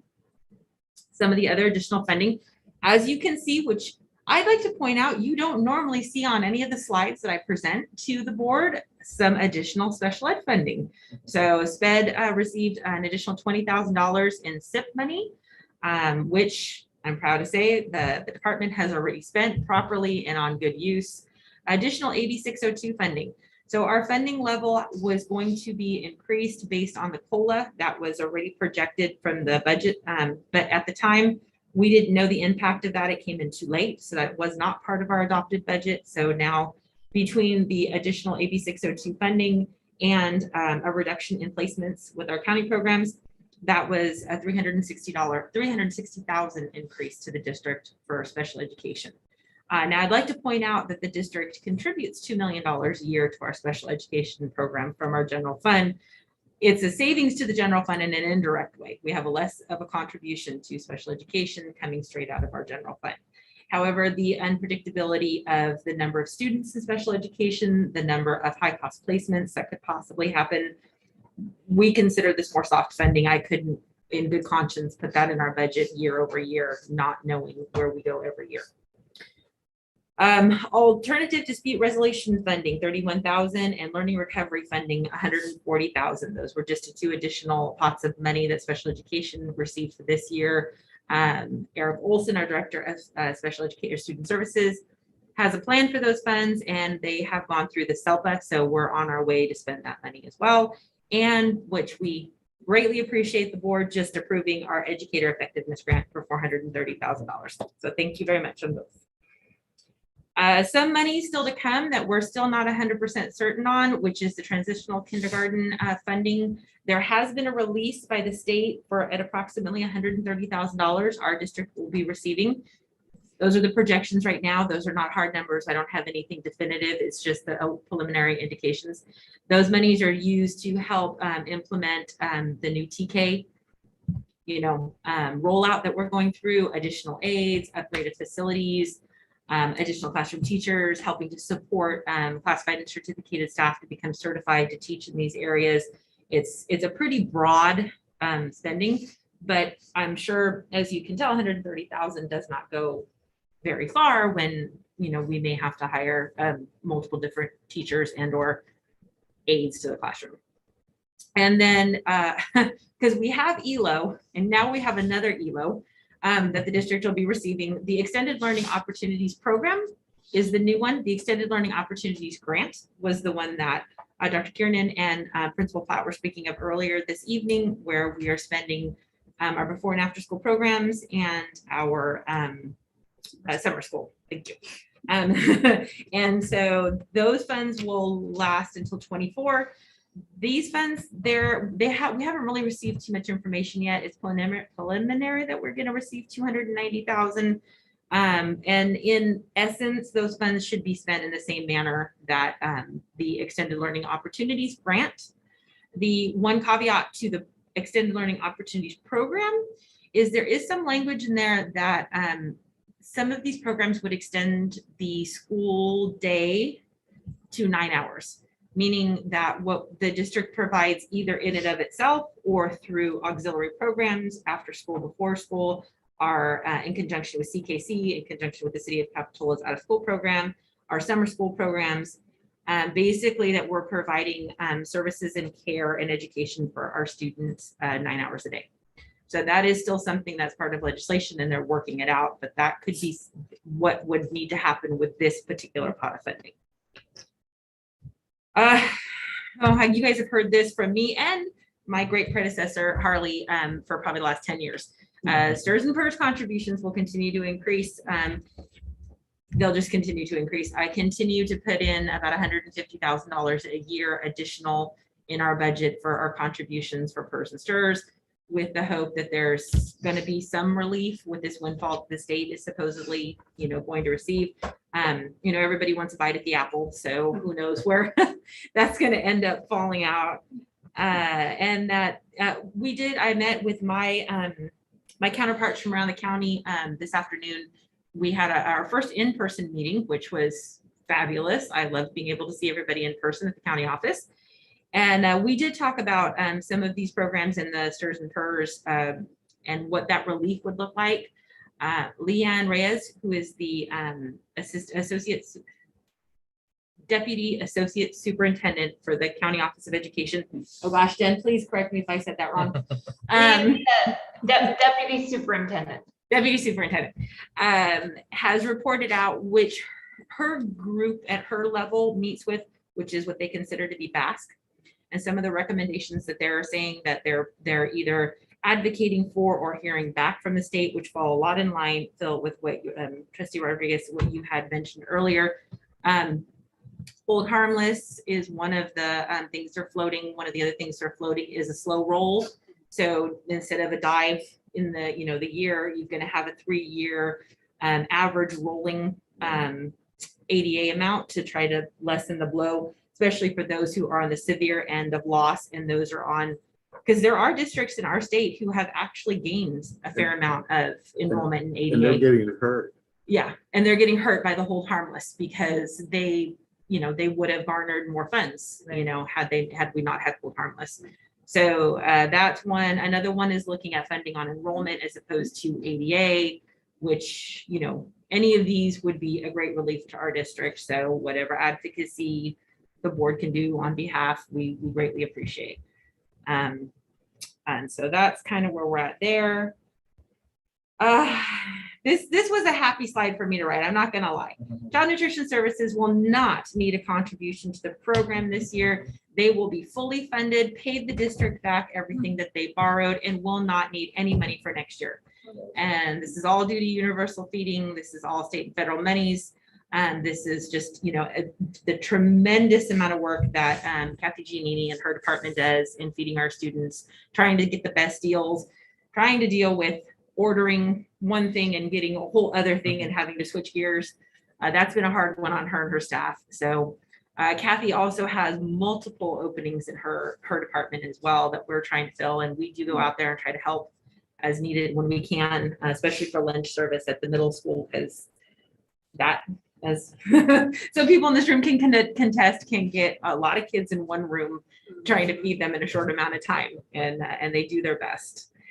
One of the things that's hurting us, though, is this is a huge windfall for our Child Nutrition Services program, but there's no requirement to fill out free and reduced applications any longer. And so that on the back end will eventually, diminish our funding. And one of the largest areas is our supplemental funding, where is the largest amount of our LCAP comes from, and our federals, Title 1s, 2, 3, 4, and 5. Those are all tied to free and reduced numbers. And as we don't get the free and reduced applications in, and there's no other mechanism to adjust for that on the state level to try to level that out, we will just continue to lose money on the back end, which would mean that if we want to continue with these great programs that we have to take that from the general fund to continue to support that. So again, any advocacy on the board's part to do something to relieve the supplemental free and reduced tying of numbers to one another would be really helpful. Also too, the free and reduced numbers have hurt, like in our county, the smalls.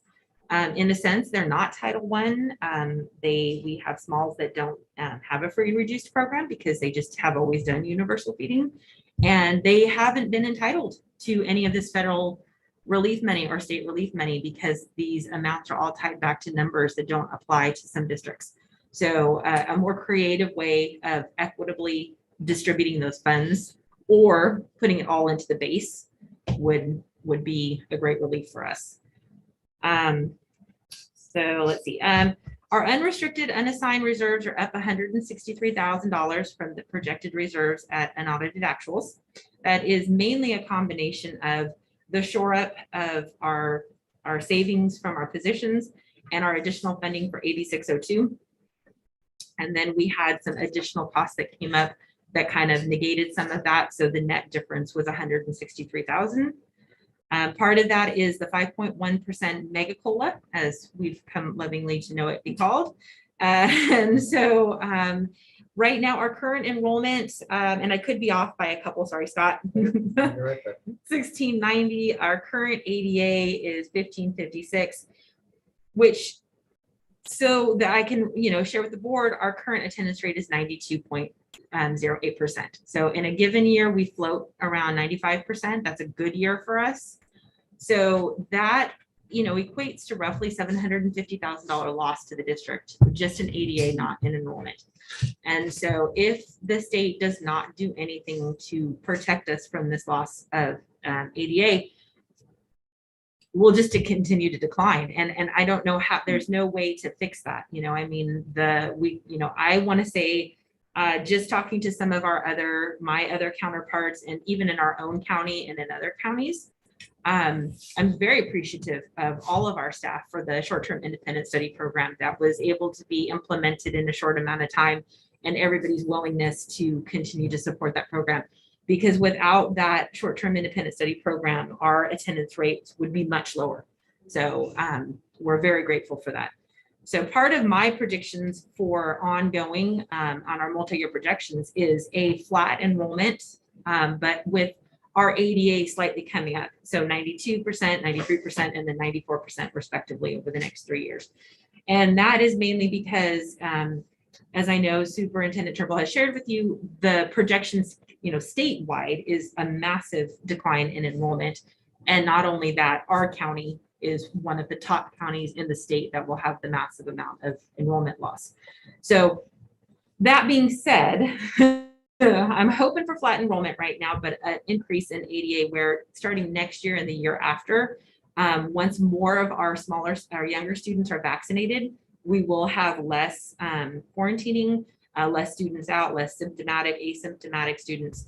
And so that will help continue to bring up our enrollment as opposed to banking on that we're going to, our ADA, I apologize, instead of banking on more kids in the future.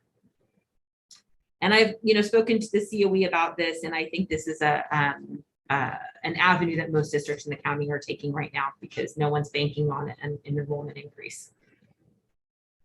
And so, and as I mentioned earlier, these are just some of the impacts of the COVID relief funding that's going to be expiring that would impact our district. The 3 class size reduction teachers, the integrated arts positions, counseling, some of our ongoing platforms that we use, digital platforms, would have to expire. We couldn't continue to fund those ongoing. And our diminished resources for technology. We've been very lucky. We do have in place some funding set aside to continue to do replacements, but not at the level and the technology where we're at right now. With that, and just a big thank you to my business staff and all of my staff, and any questions that the board might have. Oh, I apologize. So I don't have it on this, but if the board would go to page 223 of the docket, that is where the multi-year projections are. Multitask with multi-computers.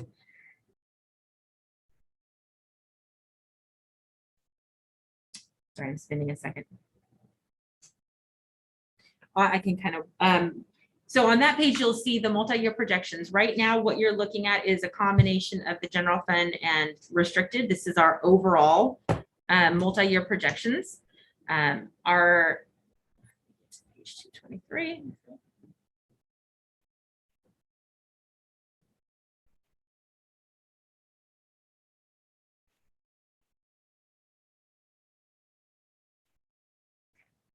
As you can tell, we're projected for just over $24 million in revenue with just over $23 million in expenses, which will leave us an ending fund balance. Our $713,000 is our economic reserve of 3%. That is something that we have to set aside by statute. And the 373,000 that's in the assigned funds are $173,000 of a few various restricted programs such as mental health and some donation accounts, and $200,000 set aside for future adoptions that the district, either in digital form or hard book form, we're looking at in the future. And so then you can see the drastic dip. When you just look at our LCFF revenues, we're still held harmless in this year. We're at 16.8 million in LCFF based on our held harmless from 1920. And you can tell in 22-23, with our current projections at our current level of enrollment and our current level of attendance, that would drop us down to 15.1 million.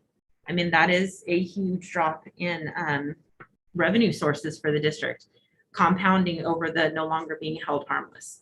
And then you can see an uptick in the 23-24 year, and that part of that is based on the projected increase in ADA, but part of that is a projected COLA that the state has. So there's just I've never worked in my latter part of my career on multi-year projections that swung so drastically, because I've never seen this much federal and state money come into a district.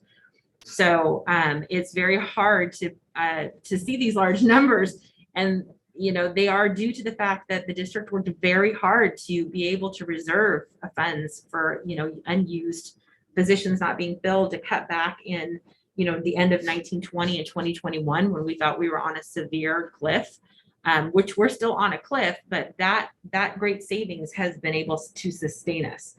So with that, in our third year out, you can see that we clearly make our 3-year multi-year projections. And this is the information that we will be sharing with our labor groups and going over some of the same things that I talked about tonight as to why we have such significant savings and the purposefulness that we did to have savings like this.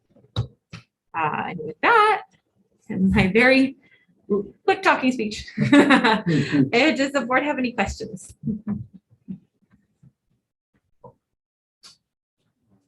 Or just bombard you? Just thank you. Yeah. A lot of work.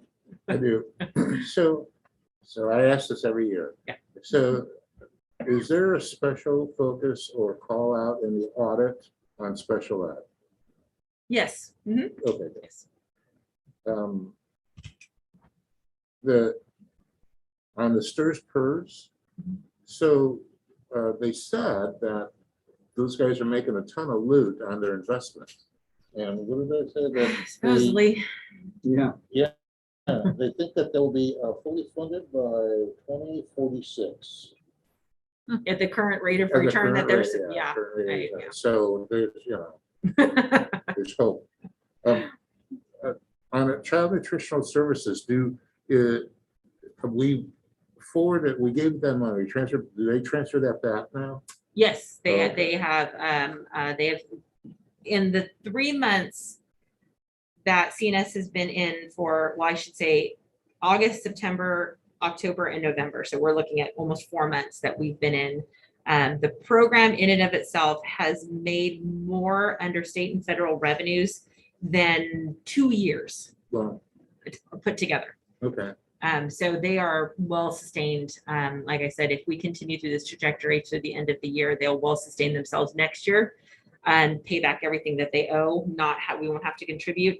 But one thing that's just still unknown with that is that we are under seamless summer currently as a holdover for universal feeding for the 21-22 school year. Okay. But with the 22-23 school year is when the state and federal governments will start to implement the permanency of the program, and we don't yet know what that will look like or how that will be funded. Right. So I feel confident in saying we'll have a cushion no matter what that might look like. And so the COLA number that was tossed out there by Abe Adjela, apparently he's one of the founders of Capital Advisors. Okay. Oh, yes. Yeah. Said 5.35. For 22-23 or for This coming up. 22-23, not in the current, not 22-23. 22-23. And that would be That sounds right, because they were projecting, I believe, three point something. So just taking into account the additional reserves that are coming in and the additional revenue, part of that is to shore up the COLA in the out years to bring that up. So the discussion was, so this is, I'm thinking this COLA, this is 2021, 22, 21, 22.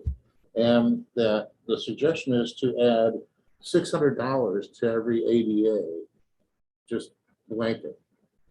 That's good. Right, and so the idea is to increase the what do you want to call it? The basic, whatever The base, the yeah. state calls that. Yeah. Up high enough so that it offsets the loss in ADA for a lot of the school districts. So you'll lose ADA in that funding, but the per ADA funding will go up, and so it should be okay. I think. Yeah. And then Base is good, yeah. yeah, and then could we put the word budget in the agenda item? Because I don't think the public knows what the interim report is. Oh. Instead of this first interim. Yeah. Yeah. And who would want to miss this? Come on. I don't know. I mean, I it's don't a know why it's always highlight. at the end. I know. That's the I'm. last. Yeah. Any other board member questions, comments? All right, did you have a question? Yeah. You said something about you can fund the athletics into 23, 24. Is that the number you said, or after school programs until 23, 24? So the ELO grant Yes. runs through 2024, and that is what supports the before and after school extended learning opportunities, Okay. which by statute does not include athletics. Well, okay, I just wanted to say something about funding after school sports in your comments earlier, or did I not? Just after school programs, Okay. but not specifically sports, Oh. because I have actually looked into that as Okay. sustaining it. Okay. And they do not consider after school sports an extended learning opportunity under the way the grant was specifically written. Okay. We as a district are picking up under other federal monies, we are picking up the cost of after school sports for the remainder of this school year as we did the integrated arts positions. And then next year, that'll be part of our discussion, what that would look like. Okay, thank you. Oh, wait, sorry, we have a email. Thank you. Annie Dungan, wow, what an amazing job you have done navigating all of this. This is the definition of building the plane while flying it. Thank you for all your transparency and hard work. And thank you for the recognition of CNS. They have worked incredibly hard through all of this. I feel like many of my questions have been answered via your slides, and I have a better understanding once again. Thank you. Oh. Thank you, Annie. Thank you. Any other last comments? Thank you so much for bearing with us. Bias for staying until 10 o'clock. Good night. All right, are we all set to, I'd like to hear, we have a motion to approve the first interim budget report. We have a second, all in favor? Aye. A second. All right, thank you. And on to our last action item, consider approval of this SUESD Equity Journey Annual Summary number 1. So as you know, our district has been on an equity journey. I'll go over a little bit about that and referring to the document. Of course, in fits and starts the last few times, we brought forth the Equity Impact Action Plan, which is a bigger, broader plan that is a reflection of a lot of the work that's been done by the Racial Justice Task Force. And then from getting your input though, we realize now that can be a good behind the scenes kind of working document. And what the board wanted to see is a reflection of the work and of what has happened and what will be what will be happening moving forward in a more succinct, easier to follow document that's appropriate for the public. And so bring you the equity journey summary in that vein. Just very quickly, main parts are a timeline that hits some of the keystones of how we got here, such as the letter from SEA, the murder of George Floyd, bringing on Nicole Anderson, forming a racial justice task force, etc. The The document also outlines some of the foundational work that we did across the district at 3 different levels, the task force, this board, and also our administrative council. Some of that foundational work included having community agreements that were common amongst everybody, but just being engaged, being willing to experience discomfort, speaking the truth. There was common reading and foundational information, namely the water systems change article, which really provided some, it's one thing to want to do this work, and then it's another thing to have some real tools to be able to do it. We feel that article really provided some of those foundational tools. And probably most importantly, at the end of the document are the Racial Justice Task Force Subcommittee goals in a very hopefully clear and succinct fashion, short-term, mid-term, long-term goals for each of the 3 committees for staffing, for curriculum, and for safety and discipline. So with that, I'll take any questions from the board about our new document called the Equity Journey Summary. Comments, questions? Well, I'll jump in then. I appreciate the clarity and the nature of the way it summarizes the work and then the goals that were developed by the committee, and appreciate that it is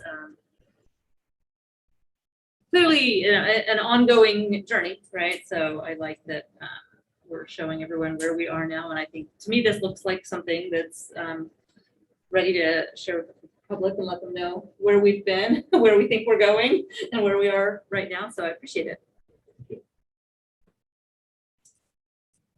Any other comments from the board? Nope. Jen, anything? I couldn't tell if you were waving or not. Sorry. Oh, no, just Sorry. moving my head Oh, I around. just, sorry, saw a little blip. Okay. If there are no other comments or questions from the board, do we have anything from the public? Nothing on text. Nothing on email. Okay. Do I have a motion to approve the Equity Journey Annual Summary #1? Oh, it says first reading here. But we put it under action of first Perfect, reading. It was yeah. the first reading of this particular document. Okay, thank you. I'll make the motion. There we All go. right, Carolyn first. I'm happy to second. Okay, you All guys in- are doing it, working on it, so yeah. Okay, Definitely. all in favor? Aye. Okay, thank you.